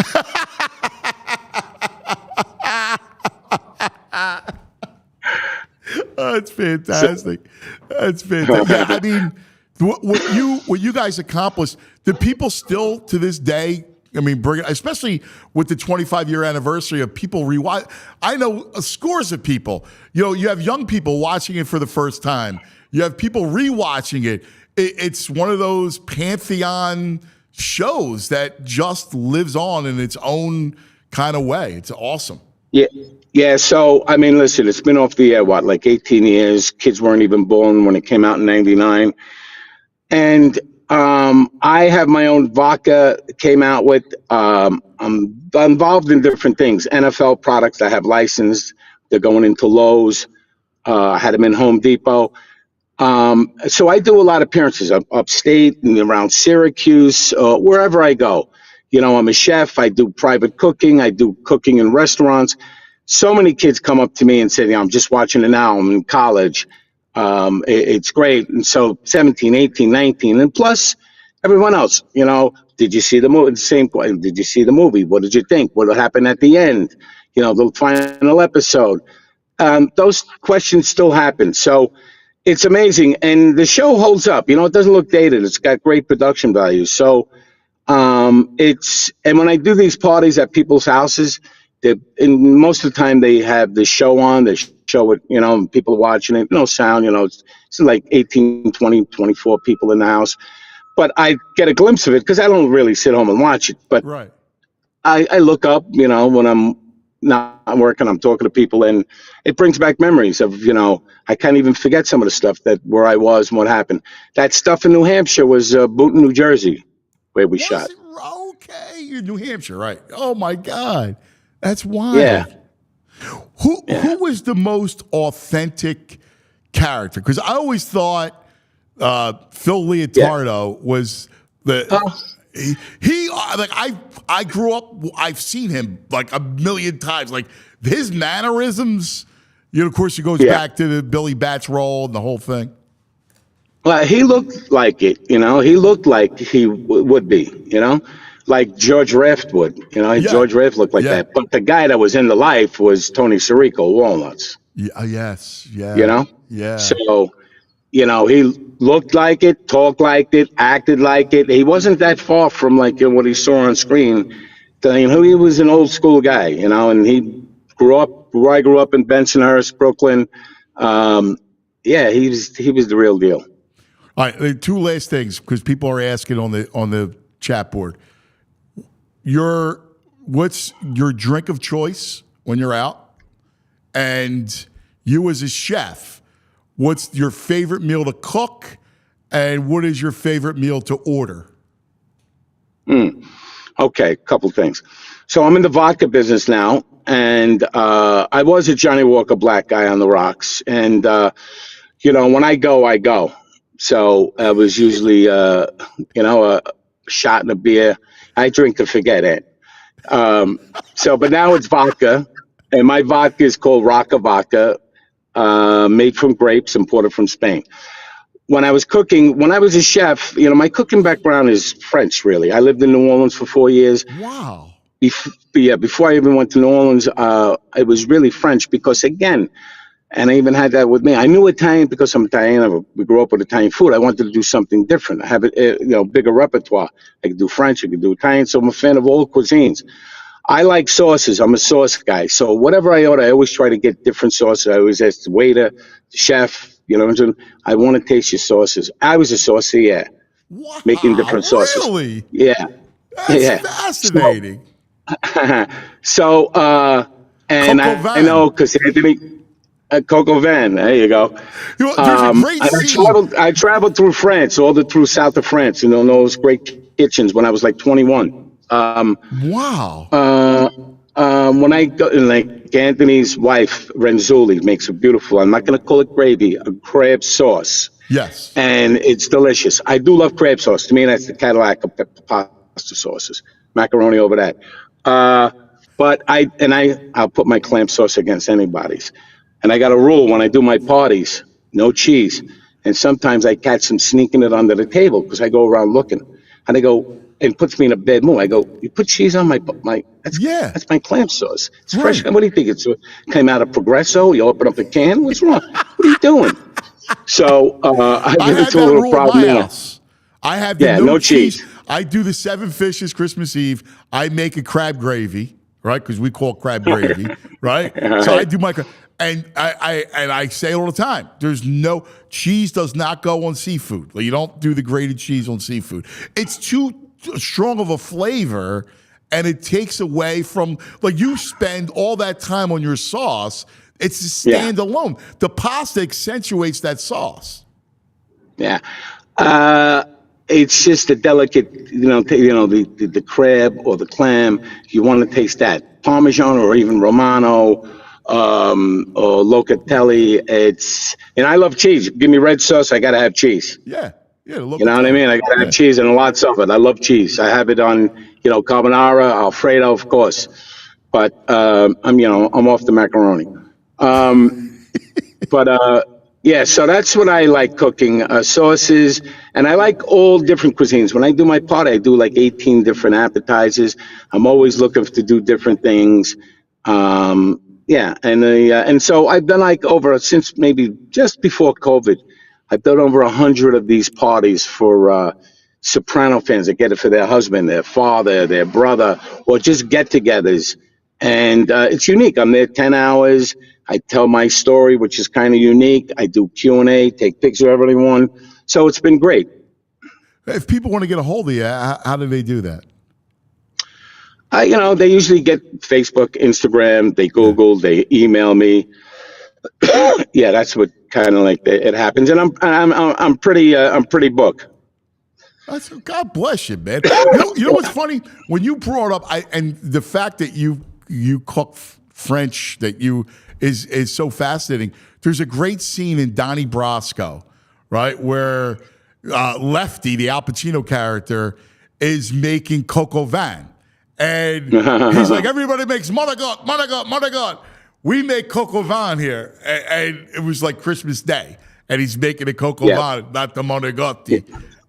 It's not the first time I see Pacino like in the kitchen, and you could see a guy if he handles a knife, the way he handles the knife, or the way he picks up a pan, and if he's got to saute, he always pick it up with a rag, and if he's got to flip it, do the old flip.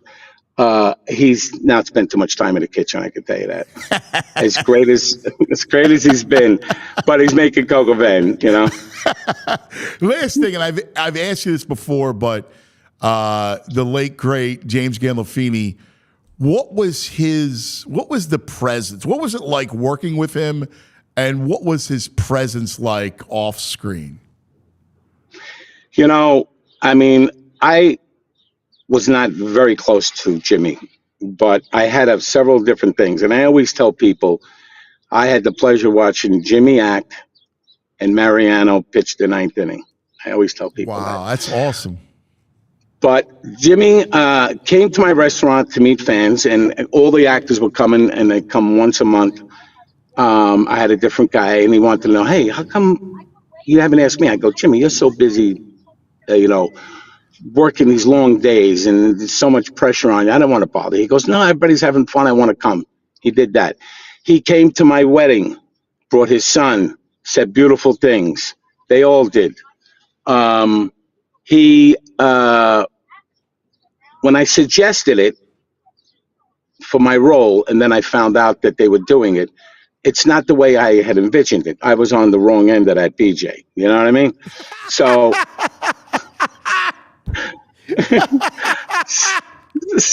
so he came over to me. He goes, "Listen, if you're not comfortable doing this," I said, "Jimmy, again, that's not what I envisioned. I'm on the wrong end, but I kind of suggested it. And if they don't just do it and forget about it, like I just do it and we don't hear anything about it again." And they assured me that's all you're going to do. That's all we're going to hear about this year, but be ready next year. It's going to be a big year. So those couple of things, really stayed with me forever. I said, this guy's, the best. And of course, being a regular guy, a Jersey guy, down to earth, humble, but so talented, so gifted. And he was, a team guy. He's just he had no airs about him. He lifted everybody up. He was there, and I was just blessed to have known him and worked with him and been part of what he created. Yeah, that's awesome. I mean, it was funny. When we were rewatching it, just the way they shot it and his breathing, like you hear him breathe while it's so impactful, right? Like you pick up all these little things in the depth of the character. It's just such an incredible show.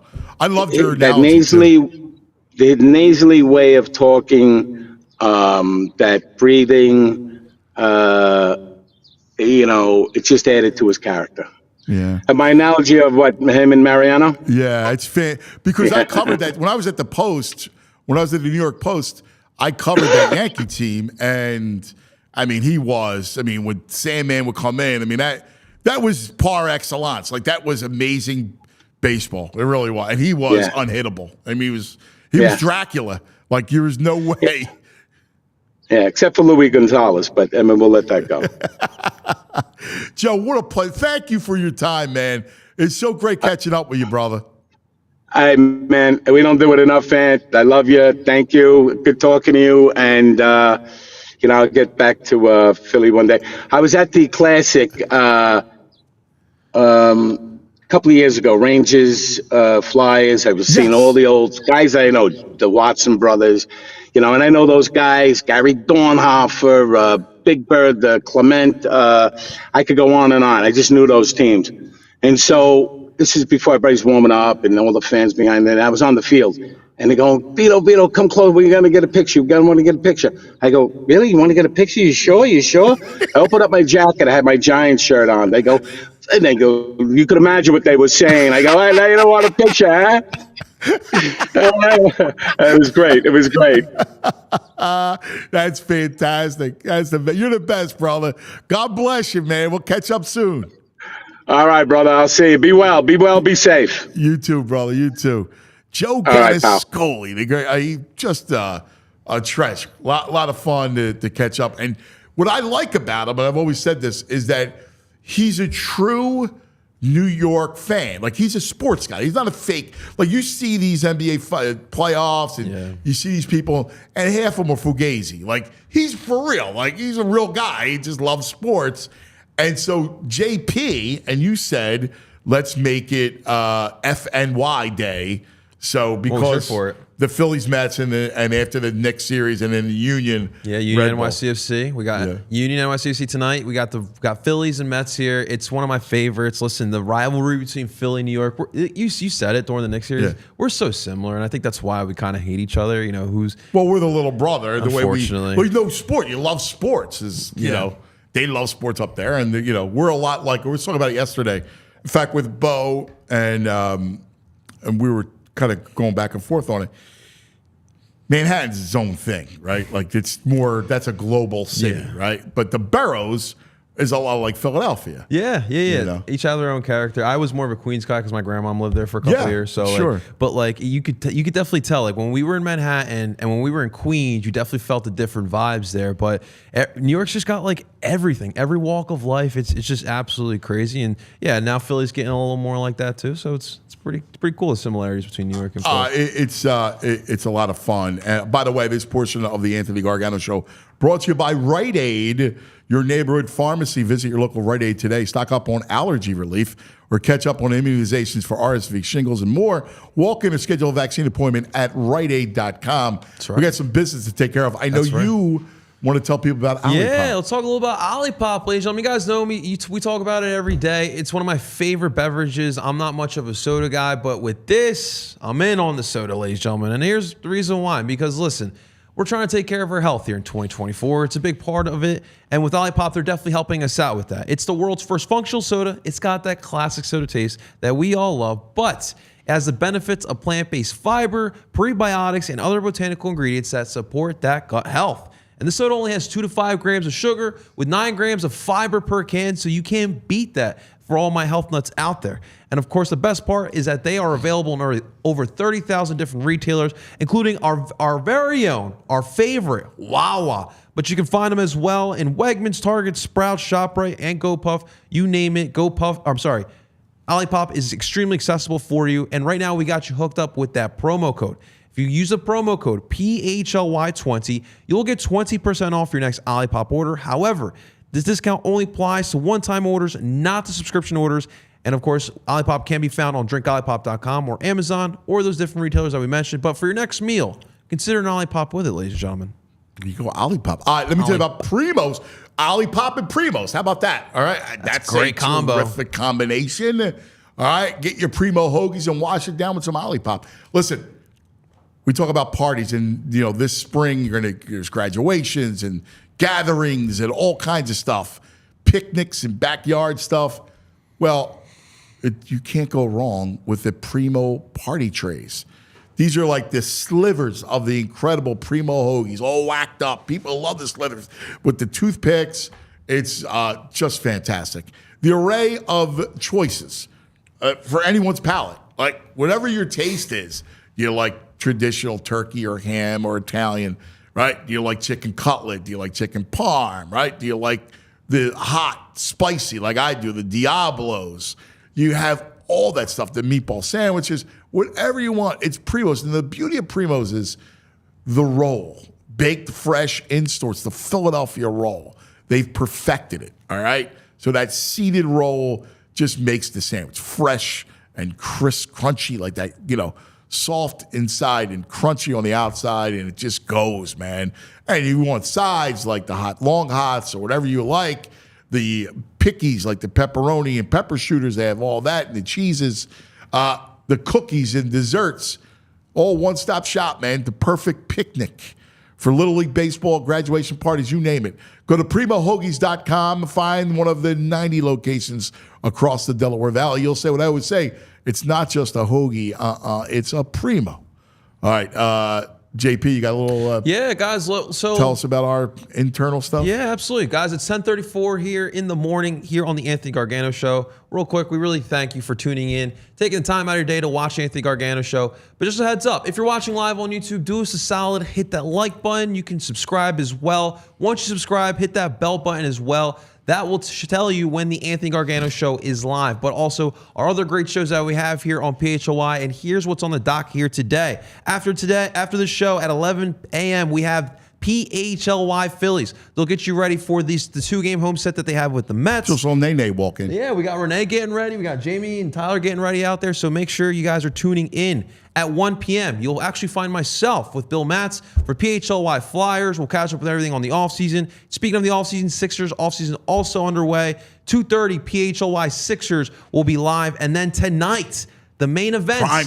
Prime time for the schedule release. Bo Wulf and Zach Berman will have you guys covered for the schedule release. That show, PHLY Eagles, will be at 8 p.m. And guys, I want to get you a little excited here because tomorrow, all right, obviously tonight is the big one, but tomorrow we got to react. And who else to react with you guys? We want you guys here. We want you guys part of the show. Call in. We'll be available here tomorrow. So make sure you guys have to be part of the diehards. Got to make sure you're part of Die Hard.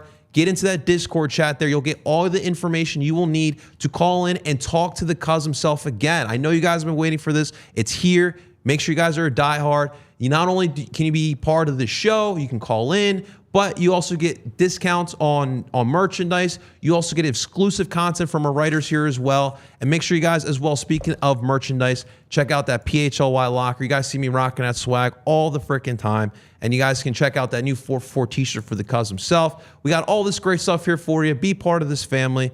PHLY Sports. We got you guys. By the way, a couple things that we got to catch up on, and then we'll go to the Clubhouse. So Netflix... Saw that. Well, this is a big deal. We'll broadcast 2 Christmas Day NFL games this year and at least 1 holiday game through 2026. They signed a 3-year deal with the NFL. So that's a monster. I've been waiting for this, man. Yeah, you knew this was coming. Yeah, of course. Listen, you got Fox, you got CBS, you got NBC, you have Amazon, and now we're just waiting for the streaming king themselves. Netflix, man. It's big. Dude, they are killing the game right now. Yeah. And by the way, how about this? Hard Knocks, the Giants. Oh! Yes. Joe Gannascoli's Giants. That should be interesting. Yeah. I don't know what's going to happen there. The 100th season of the Giants will be chronicled by Hard Knocks. Should be a lot of drama there. A lot of drama. Imagine them covering that QB room. Oh, my God. That's great. All right.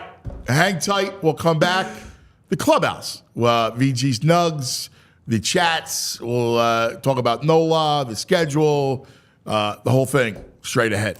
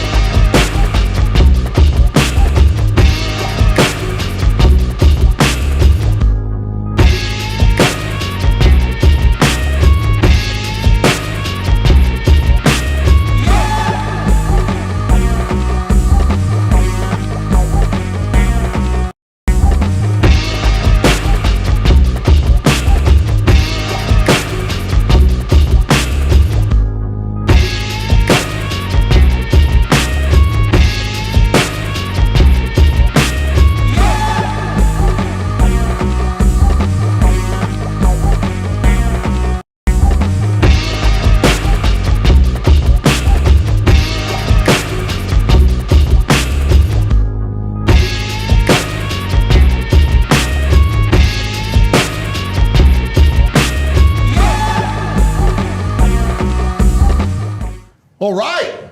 Welcome back. It's the Clubhouse. Cause it's All right. Clubhouse. That's right. JP, VG, violations Greg Caputo. Yep. And the box is Andrew.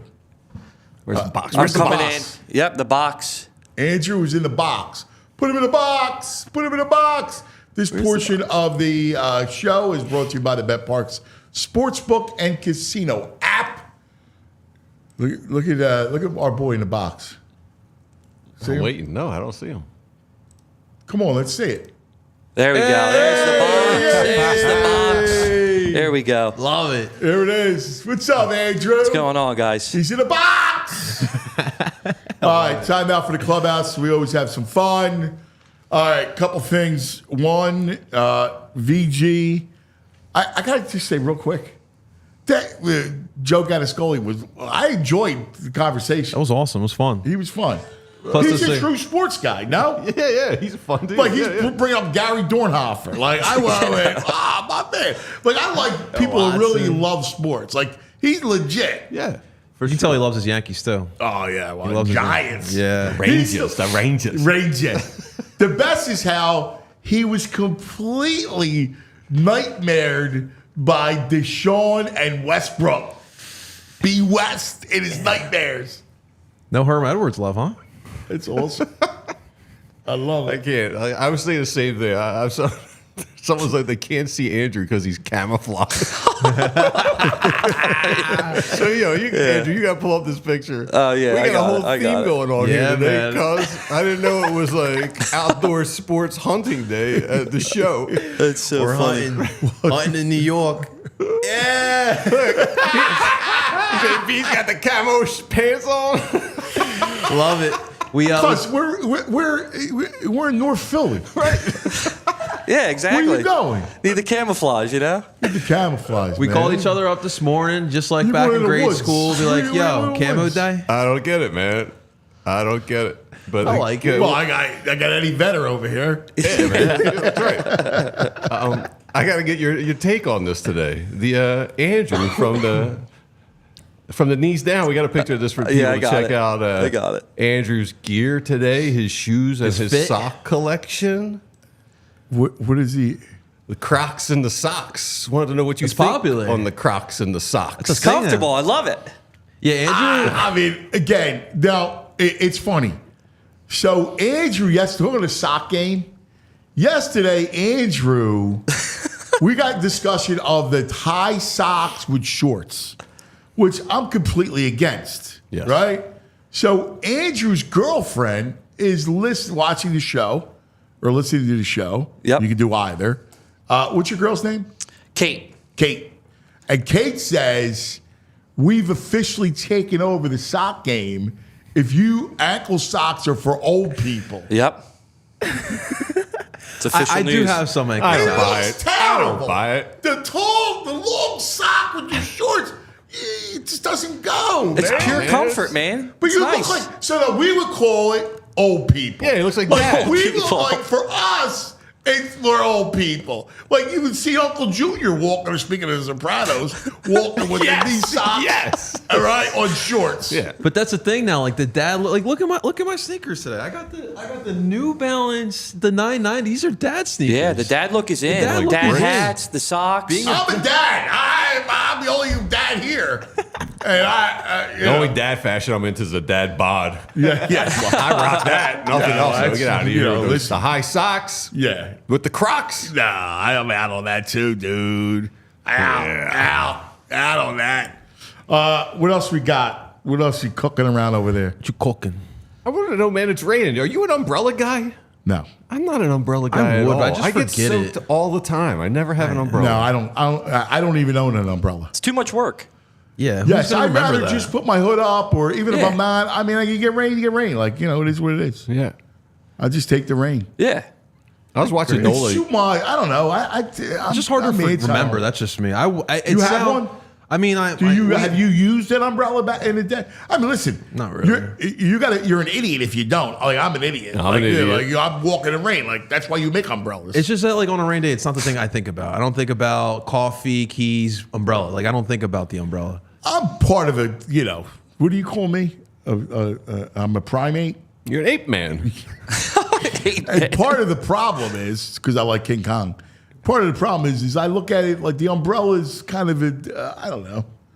Like I shouldn't be afraid of the rain. A little emasculated or I don't like know how not to- manly? I don't know about manly. Weak? Not tough? Kind of weak. Yeah. Yeah? Like I Yeah, you challenge suffer myself. for it. You get wet jeans all day. Right, Like, once exactly. you're wet. No, you pay it's- the price. I say I'm an idiot. Yeah, I'm with you. Yeah, I'm yeah. the If you got like an same. important business Yeah. meeting, cuz, and you're gonna go out in the rain, get soaked. It's not like you're gonna melt. Like, I mean, I'm come gonna on. go take over companies. Who knows, cuz? Dude, I was watching Nola yesterday pitch, and I just owed Dombrowski. I thought he was a little wrong. Like, I was wanted a Jordan Montgomery signing or a Blake Snell signing, and he was right. We got some pitching. Like, it's ridiculous. So we were having a debate early. Where do you stand on Nola? Because my Aaron. man, or as JP, Mr. Aaron. Oh, Aaron. Yeah, Aaron. I'm a big Nola fan. I've always been a Nola fan. I some know of he his has an bats, inning Miss here or there Batman. where he implodes, but over the course of a season, he's durable. He's fairly consistent. he's at number 2. He's like the epitome of a number 2. Well, here, I'll bring up a comment that our man Rick Sachs Were they said. debating on in the chat? There's some today? comment. Rick Sachs says Nola is a 1 on about 12 teams. He's right. And off yeah. the top of his head, he names the Rays, Blue Jays, Sox, Twins, and Royals. okay. And he's right. He's right. Oh, yeah. He's right. The Braves are going to take him if we didn't. If we didn't re-sign him, Wow, he you would have probably went imagine? to the Braves. You imagine And then we'd have to deal with him. No, he's spot on. Cuz. You give it up or what? You gotta give it up. You gotta give it up. He's saying he's a 4. Or No. Yeah. Tobias He's Harris is a calling 4 or Tobias. 5. Aaron Nola on this current team, this current iteration of the Phillies, he's my 3. I'm going Ranger 2. On this team, This season, this sure. season, We'll see how it he's plays my out. 3. By the way, Uncle Frank on the sock thing. Uncle man. Frank says back in the day, we would beat up kids with high socks and shorts. That's Uncle Frank's a bully. Yeah, come on, I never Uncle thought Frank. Uncle Frank was a bully. Days are gone, brother. When did it become popular again? I'm trying to think, like, because I remember, like, in high school, the whole Taylor gang Dude, thing, here's the camo thing. shorts. Everything is cyclical. Yeah. Yeah, it's true. It's all cyclical. I feel like the All last 10 goes years- around. It all goes around. Good question. Like the high socks, like with the hair and stuff. Wait, didn't the Fab Five bring it in Michigan? Because didn't they rock the high socks with the black sneakers? You couldn't even see their socks with those shorts, could you? Didn't No, they it have was the long long shorts? Yeah. Well, like leg hair? It was the long. Yeah, man. They're That doesn't saying, bother me. they're saying how you wear these high socks with all. You guys have no leg hair. I got leg hair, Oh, I got but it doesn't mad leg bother hair. me. It's not like I got like steel coming out of my legs, you know? Steel hair. Did you ever do Tear. you do the double tube socks back in the day? Oh yeah, I was a double sock man all Yeah, the time. me too. Yeah, it's support felt great. Because we used In to the buy. summer? My parents would buy like Bobo socks. They were so Yeah. thin, you'd have to double them up to get some Oh, cushion. I get that. I should talk about that. There is a place on Broad and Snyder called Lou Bell's, and it was like a ladies kind of thing, but they had like socks for kids, and like so. My mother and my aunt Cookie used to take me, my sister, my cousin Joey, and we would all go to Lou Bell's, and there were these gigantic tubs of tube socks. Oh my god. And you would have to match the colors. Oh man, was the catch. Well, that's what it was. this is a mix and match. It was like, these gigantic, whatever it was, 10 for $1, Yeah. who knows, right? Yeah. But but we used to get the tubes. I think you would wear the double sock. Yeah, we go to at Front and Erie House of Bargains. Okay. Called discount Yeah, mismatch. it was socks. yeah, Like, it was yeah. socks. Yeah. It was a big deal back then. Yeah, for sure. So it was one little nugget. Nola's last starts. I'll have to wait for it to come up, but the stats are pretty ridiculous for his last 8 starts. Oh, let me see it.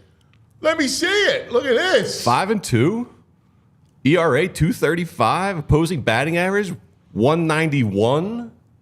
It's insane. It's one thing we need to mention too.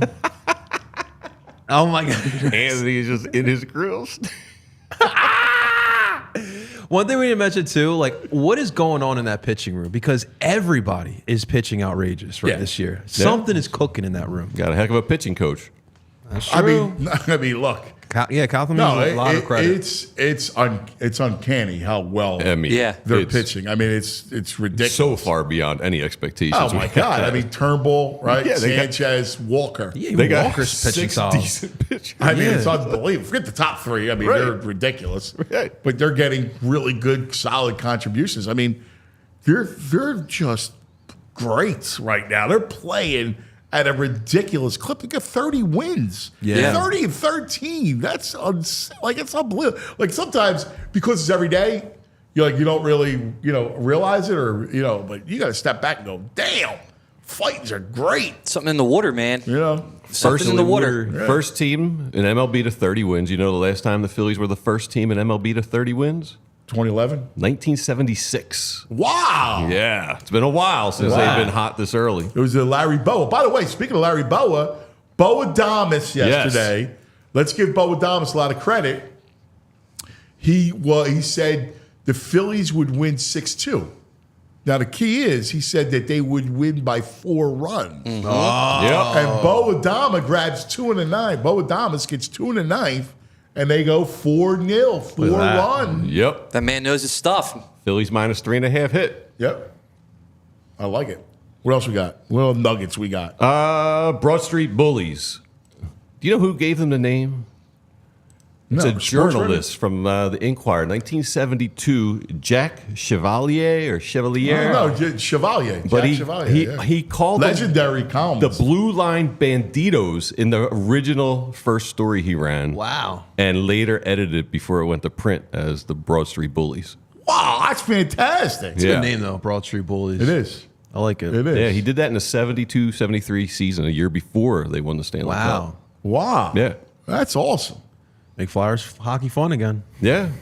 Yesterday was a big deal in Major League Baseball, another historic day. We had 5 pitchers on the same day throw 7+ innings with no walks and shutout. 7+ shutout innings with no walks. 5 people did it yesterday. That's wild. Wow. Eric Fetty, Aaron Nola, Reese Olson, Chris Sale, and Ryan Weathers. Ryan Weathers stinks, too. How did he do that?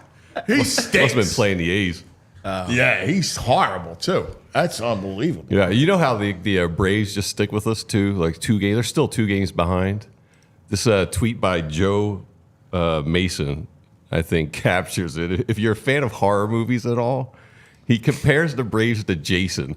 No matter how fast the Phillies run, they're right there in the Braves. God. You know what? Until the That's end. so spot on. Until the end when the Phillies smash them into the next movie. Right? That's so spot on. Yeah. They're just, no matter how fast you run, they're right behind They you. are. Always there. They really Oh my God. always Even are. with their injuries in the It's pitching amazing. rotation. Like, you look around and all they do is freaking win and hit, and Olsen with another home run. Well, Acuna went down that one. Was it 2 years ago? Last year, Yeah. 2 they're years still ago, yeah. hitting. Yeah. They lose Freeman. Here comes Olsen. Like it's annoying at this point. It is I know. annoying.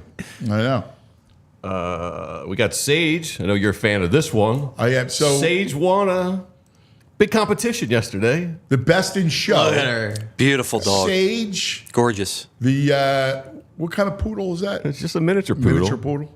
I don't get the haircut though. Now, I'm Not a fan of that I was at going all. to bring this up to you guys. I was going to bring this up to you. Like, why they got to do that to the poor dog? You know what I mean? The foo-foo? Like, Come here, why are you making it like that? Like Sage is a great dog. Yeah. It's a beautiful dog. We got to see the Why are you making it look like a freak? Little stick leg at the top. We need to see that. Like, what's like the point of that? it's horrible. Like what they do to these dogs. Like I love the best in show, right? Yeah. I love the dogs, Yeah. right? And you're going to why are you going to mess with it? You know, Sage. She doesn't want to look like that. No. She doesn't want her hair like that. You have to imagine though, if it grows out, seeing how like fluffy and bushy she is, it's probably a big puffball. You know? Yeah, she look adorable. Like I like that. I grew up with that exact breed, and like, yeah, I was like, Mom, don't ever give that haircut to my dog. No, because it makes him look like a freak. Yeah. Come on, man. Sage the freak poodle. Yeah, come on. You don't have freak poodles. You know what's a freak poodle? You know, if Uncle Frank was a dog, he's probably beating up Sage with that haircut back in the day. Right? Uncle Frank would bully poor Oh, Sage. yeah, looking like that. Uncle Frank. Punt that dog. Yeah, man. You know, man, I had dog wars going on yesterday. Oh, yeah? Bocce. So I have Goots. Goots is a sheepdog, right? Sheep doodle, right? And he's a big boy, the Goots. He's my man. Like, he's the lord of the house. Goots. Then last year we got Bocce. Bocce is she is a Bernese mountain dog. Oh, wow. Big one? It's a big dog, man. So she's got an attitude, right? She's a great athlete. She can jump skies, right? Well, she's starting to grow. And she's going after the Goots. Oh, man. Now, the Goots used to, like, let her mess around. Yeah. They love each other. But she's starting to go full throttle. And she's starting to push around the Goots. Oh, how's the Goots handling that? The Goots not happy. No. You got dog He's wars like, over yo, there, I'm the cuz. man here. Right. Now, all of a sudden, you're trying to flex me out. Oh, man. Yeah. Cuz. Yeah, issue. Dog wars. Yeah. Yeah. How do you handle it? You gotta be. I mean, are they fighting or like? They play fighting, Oh, but they you know, they go at it, though. Yeah, they wrestle. She's winning. Yeah. Bocce's like winning. Gotta outweigh her, right? Outweigh him. Nah, I mean, like, listen, he's a big boy. Yeah. It's close, but she's starting to surpass him, though. Yeah, Goots is eating cheesesteaks. Oh, yeah, that's right. All right, best and worst. Let's go best and worst of the evening. Okay. What do we got? I'll go best here. So, guys, I know we love to just bag on Cowboys fans, right? And the Yes. one thing they always like to bring up is the rings, right?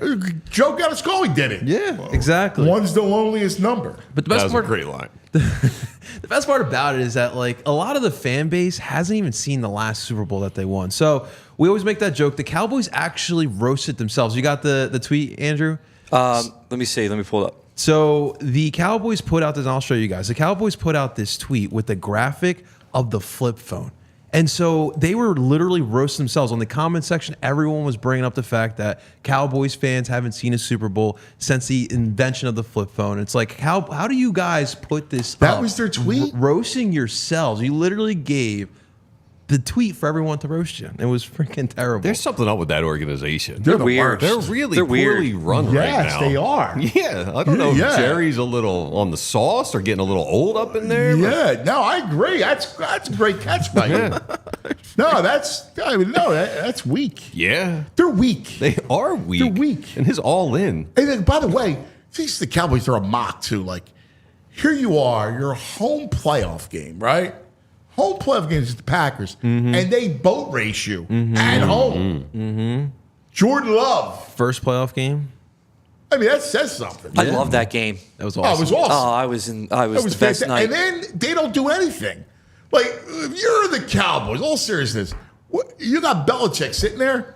You go run it back with McCarthy. I know. I didn't get Yeah. that at all, but thank you. I was like, what? Like, the first thing in the world, the first folk, if I'm Jerry Jones, I've got Belichick on speed dial going, yo, Bill, come on. You think Bill has no interest in working with Jerry? No, he mentioned he spoke, when he's talked about future jobs, he said the three teams that he's interested in, that he would want to work for, Giants, Eagles, Cowboys. I will say this: if you watch the roast of Tom Brady, Bill Belichick has a joke that alludes to him coming to Philadelphia. He says something to Kevin Hart that's Oh, like, wow. "Hey, can you get me one of those chairs in Philly?" Wow. So, Interesting. Belichick wants to come here. Oh, he does. I mean, Heat if is he's going to on. pick a team, I think the Eagles are the best yeah. team for He him to said go to with the Eagles, talent. Giants, and Cowboys. Yeah. He would definitely come. Listen, he's got one eye on Nick. Bearing down like he's Yeah. Oh, got yeah. an eye on Nick. Oh yeah. He's had no offensive weapons for a few years now. Yeah. He come here, he's got to be drooling looking at this offense. Oh my God, yeah. Let's upgrade Mac Jones to Jalen Hurts. It's a nice What little was your upgrade. best? I went out last night, and there's something in Philly that's great. I went out to a nice hotel bar. like And the there's hotel bar. nothing better than I went to the Ritz-Carlton, met up with a college friend in town. Well, first we went to the Dandelion, had some dinner, but the hotel bar, look at this. They got the ceiling, they got lights and stuff on the ceiling. It's a great place. They had When I go see the counselor, Yeah? he's set up shop there. Yeah, one TV had the basketball, the other TV had NHL. It's just a great night. And hotel bars, we have great ones in Philadelphia. Sofitel, Four Sofitel's Seasons. another one, yeah. Yeah. So I don't know. That was the best. You know what? I love the hotel bar. Me too. It's one Big of my fan. favorites. Yeah. I'm a big fan of hotel bar. There's something like dignified about it. You do know feel what I so. mean? You Like, do feel a little you feel fleety. good. Like, Yeah. you feel, it's good. You walk in. Hey, you I'll get have to a try nice this out. martini. Oh, it's a great date spot. You know, take your lady out, go to a nice man. hotel bar. I've never done Traveling, that. I love the hotel. Lady bar. likes like not like the trendy spots, like the Barcelona wine bar and like PHLY, like those type of places. That's what she Yeah, likes. Barcelona's fantastic. Take her to, but take the hotel bar was. If you haven't been to the try that Four out. Seasons, yeah, like and it's he's right about the Ritz. the Four Seasons view, you're like 60 stories up looking down at the city. Yes. Just go up there for a cocktail. What's Yes. the? Check There's that a out. hotel attached to the Del Frisco Grill, right? I don't know. Okay, I went to Attico. There's like a bar up there. Yeah, I don't think it's part of the hotel, but I went there for my birthday. That was pretty cool. Nice little view of the city, Yeah, that's a good rooftop place. like rooftop bars. Yep. See, I'm a Love a dive rooftop bar guy. I like dive bars. Dive bars too. Yeah, but you Costas, dive bars. Ortlieb's, that's where I go. But it's a mood though. Some days you want to go dive. Some days you want to go with a hotel bar. It's a little elegance. I like a cigarette and a shot. You know, that's my kind of thing. No, I This made a listen, citywide special. We all listen. You got to be able to go be as comfortable. It is a Hemingway thing. You got to be as comfortable in a dive bar as you do in an elegant upscale hotel bar. Yeah. Versatility's key. And special, you know, it's like a few times a year. Yeah. Not all the time. Check that You out can all the afford to do time. it all the time. Well, Four that's drinks what- like at $93. Exactly. That's the counselor. My man Joe Marone's there all the time, Nice. and he'll be, that's his, that's those big Center City lawyers. Now, VG, if My you're man stuck, Boo Rodden. if you're stuck in That's Jersey, that's a Rodden place. All right. if you're stuck in Jersey, you doing the hotel bar? No, there's no good hotels in New Jersey. What, are you going to go like the Hotels? Hilton? What hotels in New Jersey? We got the law. No, Crown there's Prince. no hotels in Jersey. no. You're right. There's not There's much. not in the entire state. There's not a hotel. Courtyard by Marriott. I'm not I going was to that. actually talking to a friend of mine who is in the film business, and he was telling me a story about they were doing a movie, and they were shooting in North Jersey, Okay. and Al Pacino is in the movie, and he said that he likes upscale hotels. So he said that Al Pacino asked for 2 rooms, 2 suites, right? And the hotel wasn't like nice enough for him, and he was disappointed, right, when he got there. So he had just 2 suites. Like, I don't know why one person needs 2 suites, whatever. So he then says, now meanwhile he has a house in New Jersey, North Jersey, overlooking Manhattan. Right. But and it was like 45 minutes away. So he wanted the suites. Yeah. So he said it's not nice enough that they need to add fireplaces. One of his list of demands was to add a fireplace to the hotel.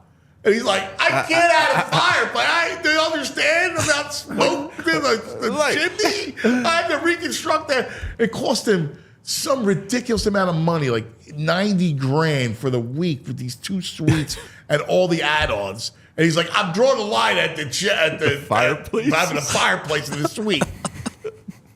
Fireplace. When you get that, when you're a star, you're just, no one says no to you, and you just Yeah. get used to it. You ask for whatever you want. Yeah, but I guess you lose complete perspective Yes, right. of what the world is. Like, who around him? I'm sure his agent or manager had him put the request, and the manager just say, Al, this is ridiculous. Come on, man. This is ridiculous. Let him down. Right. Wow. All right. Worst. I'm curious your guys' thoughts on this. So I'm calling a violation on the Brooklyn Nets. So they announced that they're going to retire number 15, Vince Carter. Now I understand the Nets' history within that area. That's so weak. This is so weak. But, Retire Vince Carter. First of all, he's a Raptor. And that too. But because I remember Gary Payton, Sean Kemp talk about this with OKC because they don't want anything to do with it because they feel like they're Seattle, yeah, right, they're the Sonic Sonics. players. Yeah. So I'm calling a violation on the Nets. If you listen, yes, for number 1, yes, he's a Raptor. But number 2, I think of Vince Carter. I think of him in New Jersey. I don't think of him in Brooklyn. I think of him as a New Jersey Net, not as a Brooklyn Net. So that's why I'm calling a violation on the Brooklyn Nets. I don't even think of him as a net. I really don't. Yeah. And by the way, He was horrible. Like at the end, like it's hard. First of all, that franchise, they ought to detonate that franchise. That franchise is a wasteland. Detonate it. They should. They should shoot it in a rocket back and put it in Seattle. Well, I did see Get rid of it. They also have Jason Kidd in the Raptors. They have number 5 retired. They have Petrovic also retired as well. I was like, guys, those are New Jersey Net players, not like Brooklyn. They create your own legacy. You're now a new part They of. stink. They tried the one time, and they tried to put together Harden, Kyrie, and KD, and it was an unmitigated disaster. How about the first one with KG, Paul Pierce, Darren Williams? Horrible. Darren Williams. Oh man, that's when. Well, Billy was the GM. Billy King was GM. Oh man, Billy King. But the owner was the Mad Russian. Who's that? There was I remember that. There was a Russian guy that owned like this oligarch who owned the franchise. Billy said that he summoned him to Moscow. Oh, Like, wow. could you imagine No having way. to make that flight? No way. Like, No way. after your team fails, right? And you got to go to Moscow No. to meet with the owner. No. And, I mean, that's crazy that is. End up in a Russian prison in Siberia Oh, or my something. God. No You're way. tight on that flight. You're definitely like, oh man, I'm not. Yeah. I don't know what's gonna happen, but I do not like this. No chance. I resign. Yeah. See you, man. You want to meet with me? Meet me in New York. Yes. Oh man. All right, what about you? Pagan had a great idea. We have a dog, Greta. She's a year and a half. She loves wildlife and nature. Loves that my parents watching chipmunks and squirrels like through the door. So Pagan was like, hey, let's get a bird feeder that attaches to our door. So like our storm door, so Greta can watch birds all day. Birds are the messiest eaters. I spent all day with my shop vac in my alley out front of my house, sucking up seeds. The whole out front of my house. They just go into this bird feeder and just rustle through it. There's like 3 pounds. That's what happens when It's you like try 3 to pounds of recreate seeds out nature front of my in house Queens Village. in an alley. I mean, come on, bro. Yeah, so It's a good idea by the Pagan. I but mean, it's hard. Greta's loving it. There's a lot of activity. We have so many giant doves. We have all these birds coming by, but man, total mess. Shot back for the wet dry vac to suck up seeds yesterday. By the way, your net story back in the day, brought to you by Rite Aid. There's a smile. RiteAid.com for all of your favorite goods. All right, schedule comes out tonight. That's right. Cannot wait. Are you as into it as I am? I am not. Yeah, I'm not a big I schedule didn't guy. think you're a I mean, schedule I'll guy. play along. I'll get into it with you. 17-0. That's what I'm feeling right now, but we'll see how it goes. But you're not into the whole how it all plays out? No, I mean, I like looking at when the primetime games are, trying to plan out, because you got to plan out stuff in the fall. I got married on a bye week. I like knowing when all that's happening so That's a I good can make point. arrangements. Oh, well, you like it then. Yeah. I love it. I know you do. Love This is one of your best days of the year. Yeah, I enjoy it. Well, sort of feel So like what football. is going on? Are you going to be home tonight to watch it live? Yes, I'll watch it live. Sweatpants. You get some food, snacks, popcorn, There you truffle go. butter popcorn. Truffle butter popcorn. Butter. Butter pop. Where'd you go Look with at that? you. Who doesn't like truffle butter popcorn? It's a Queen Village special. I don't like the truffle butter popcorn. All right, so paint the picture. What's this look like at Cuz's house tonight with this live? Nah, it's not. It's Texting nothing. with Baldy. Yes. Yeah. Yeah. Coach But that- Spags. You can text with Spags. Yes. Yeah. Yes. You wearing Chiefs gear tonight? Eagles gear? What's it? No Chiefs. Gear. No. No, I can't. The fact after the Super Bowl, I can't do that. No. I can't. I have it because I've they were seen it. Spags, but I can't wear it. Only good. because I saw this on Twitter. I know those Giants fans are circling that Saquon return to New I can't. Jersey. It's going to be great. It's gonna be awesome. Tomorrow we'll do a dramatic reading of the schedule. Oh, perfect. Like Ooh. Job Facenda. That sounds nice. Can't wait for that. Now that I'm into. Yes. As the weather turns cold, December, the calendar flips, and there is the Christmas decorations are up on the house. That's good, guys. I like that. Get me ready. I'm a loser. All right. Well, that'll do it for the program. Any chats? Yeah. You want to hear some chats? Yeah. There was some Nola stuff. I read that. People were curious about your grilling skills. Oh. They wanted to know if Cuz has any grilling skills. None. I don't own the grill. I have to get the grill. this is supposed to be the year we get the grill. There you Yeah, I go. gotta go smoker, cuz. Get a Blackstone. Traeger. What? The Traeger. What's a Traeger? Smoker. Smoker meats. Nah, dude.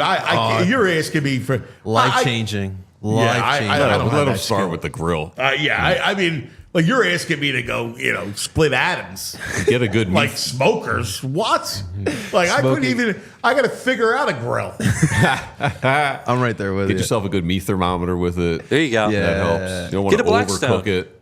The Blackstone's good. It's like a griddle grill. Wait. Oh yeah. Yeah, they're easy to cook on, and like you can do a lot with it. What's your steak temperature? A preference? Oh, I'm a bloody guy. Oh, thank God. I like the medium rare. Yeah. Rare. Yeah. I'll do medium, but I'm medium rare. Oh, you don't do the. Yeah, you don't If do I the do, well done. Really? Give me Man, that. I want that leather. Really? I want a leather steak. I want no blood. I want to see no traces of blood. I love the blood. A1 sauce. No, not on the steak. No, not me. I'm saying he needs it for that dry it's horrible. steak. Yeah, it's That horrible. throws a little A1 You on kill it. the steak. It's terrible.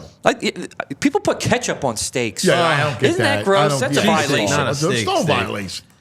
You got your butcher box, and you're going to do your butcher box and do it dirty like that? Yeah, do come it on. dirty like that? It's good meat.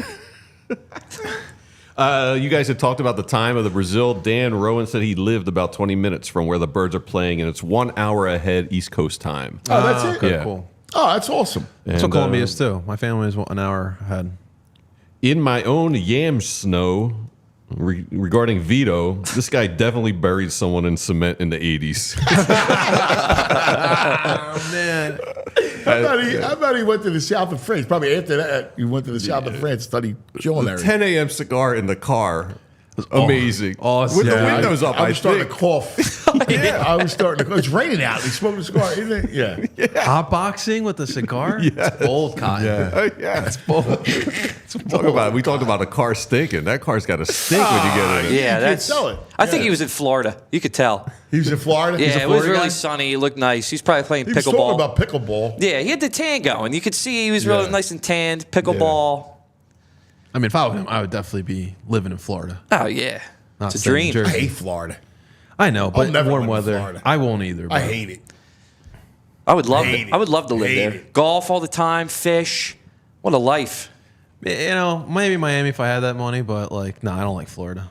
Nah, I like the seasons. I love to change the seasons. You like to change seasons? I do. I love it. I'm over the winter. Yeah, where you at? You in Florida?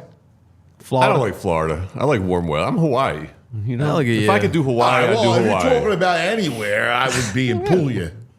There you go. Right? And there's a yeah, beach yeah, There you in go. Puglia. Yeah. Yeah. I like the beach. You know, it's nice. I'd be in Puglia. Yeah, Florida's a little crazy for me. Yeah, I'm out on A little that. humid, way too humid. Yeah, wait. No, Puglia is dry. It's dry. It feels like, imagine like Southern California with, like a little warmer, but that kind of dry. I'm hoping to go soon. You know, I found my great grandfather's birth certificate. He's born go. in Vico del Gargano. Yeah, we might be related. Oh my God. I mean, I He's can see from the the Gargano resemblance. region. I'm from the Gargano region. VG. I'm impressed. That's awesome. Yeah. All right. I guess that'll do it, right? We're done. F New York. F New York. Yeah. Go fight. Hopefully the rain subsides. Duke. And the schedule. Go Birds! We'll talk about it tomorrow. All right. Love you guys. Be careful. Thanks for hanging as always. And we'll see you in the morning. We all silly like the mayor.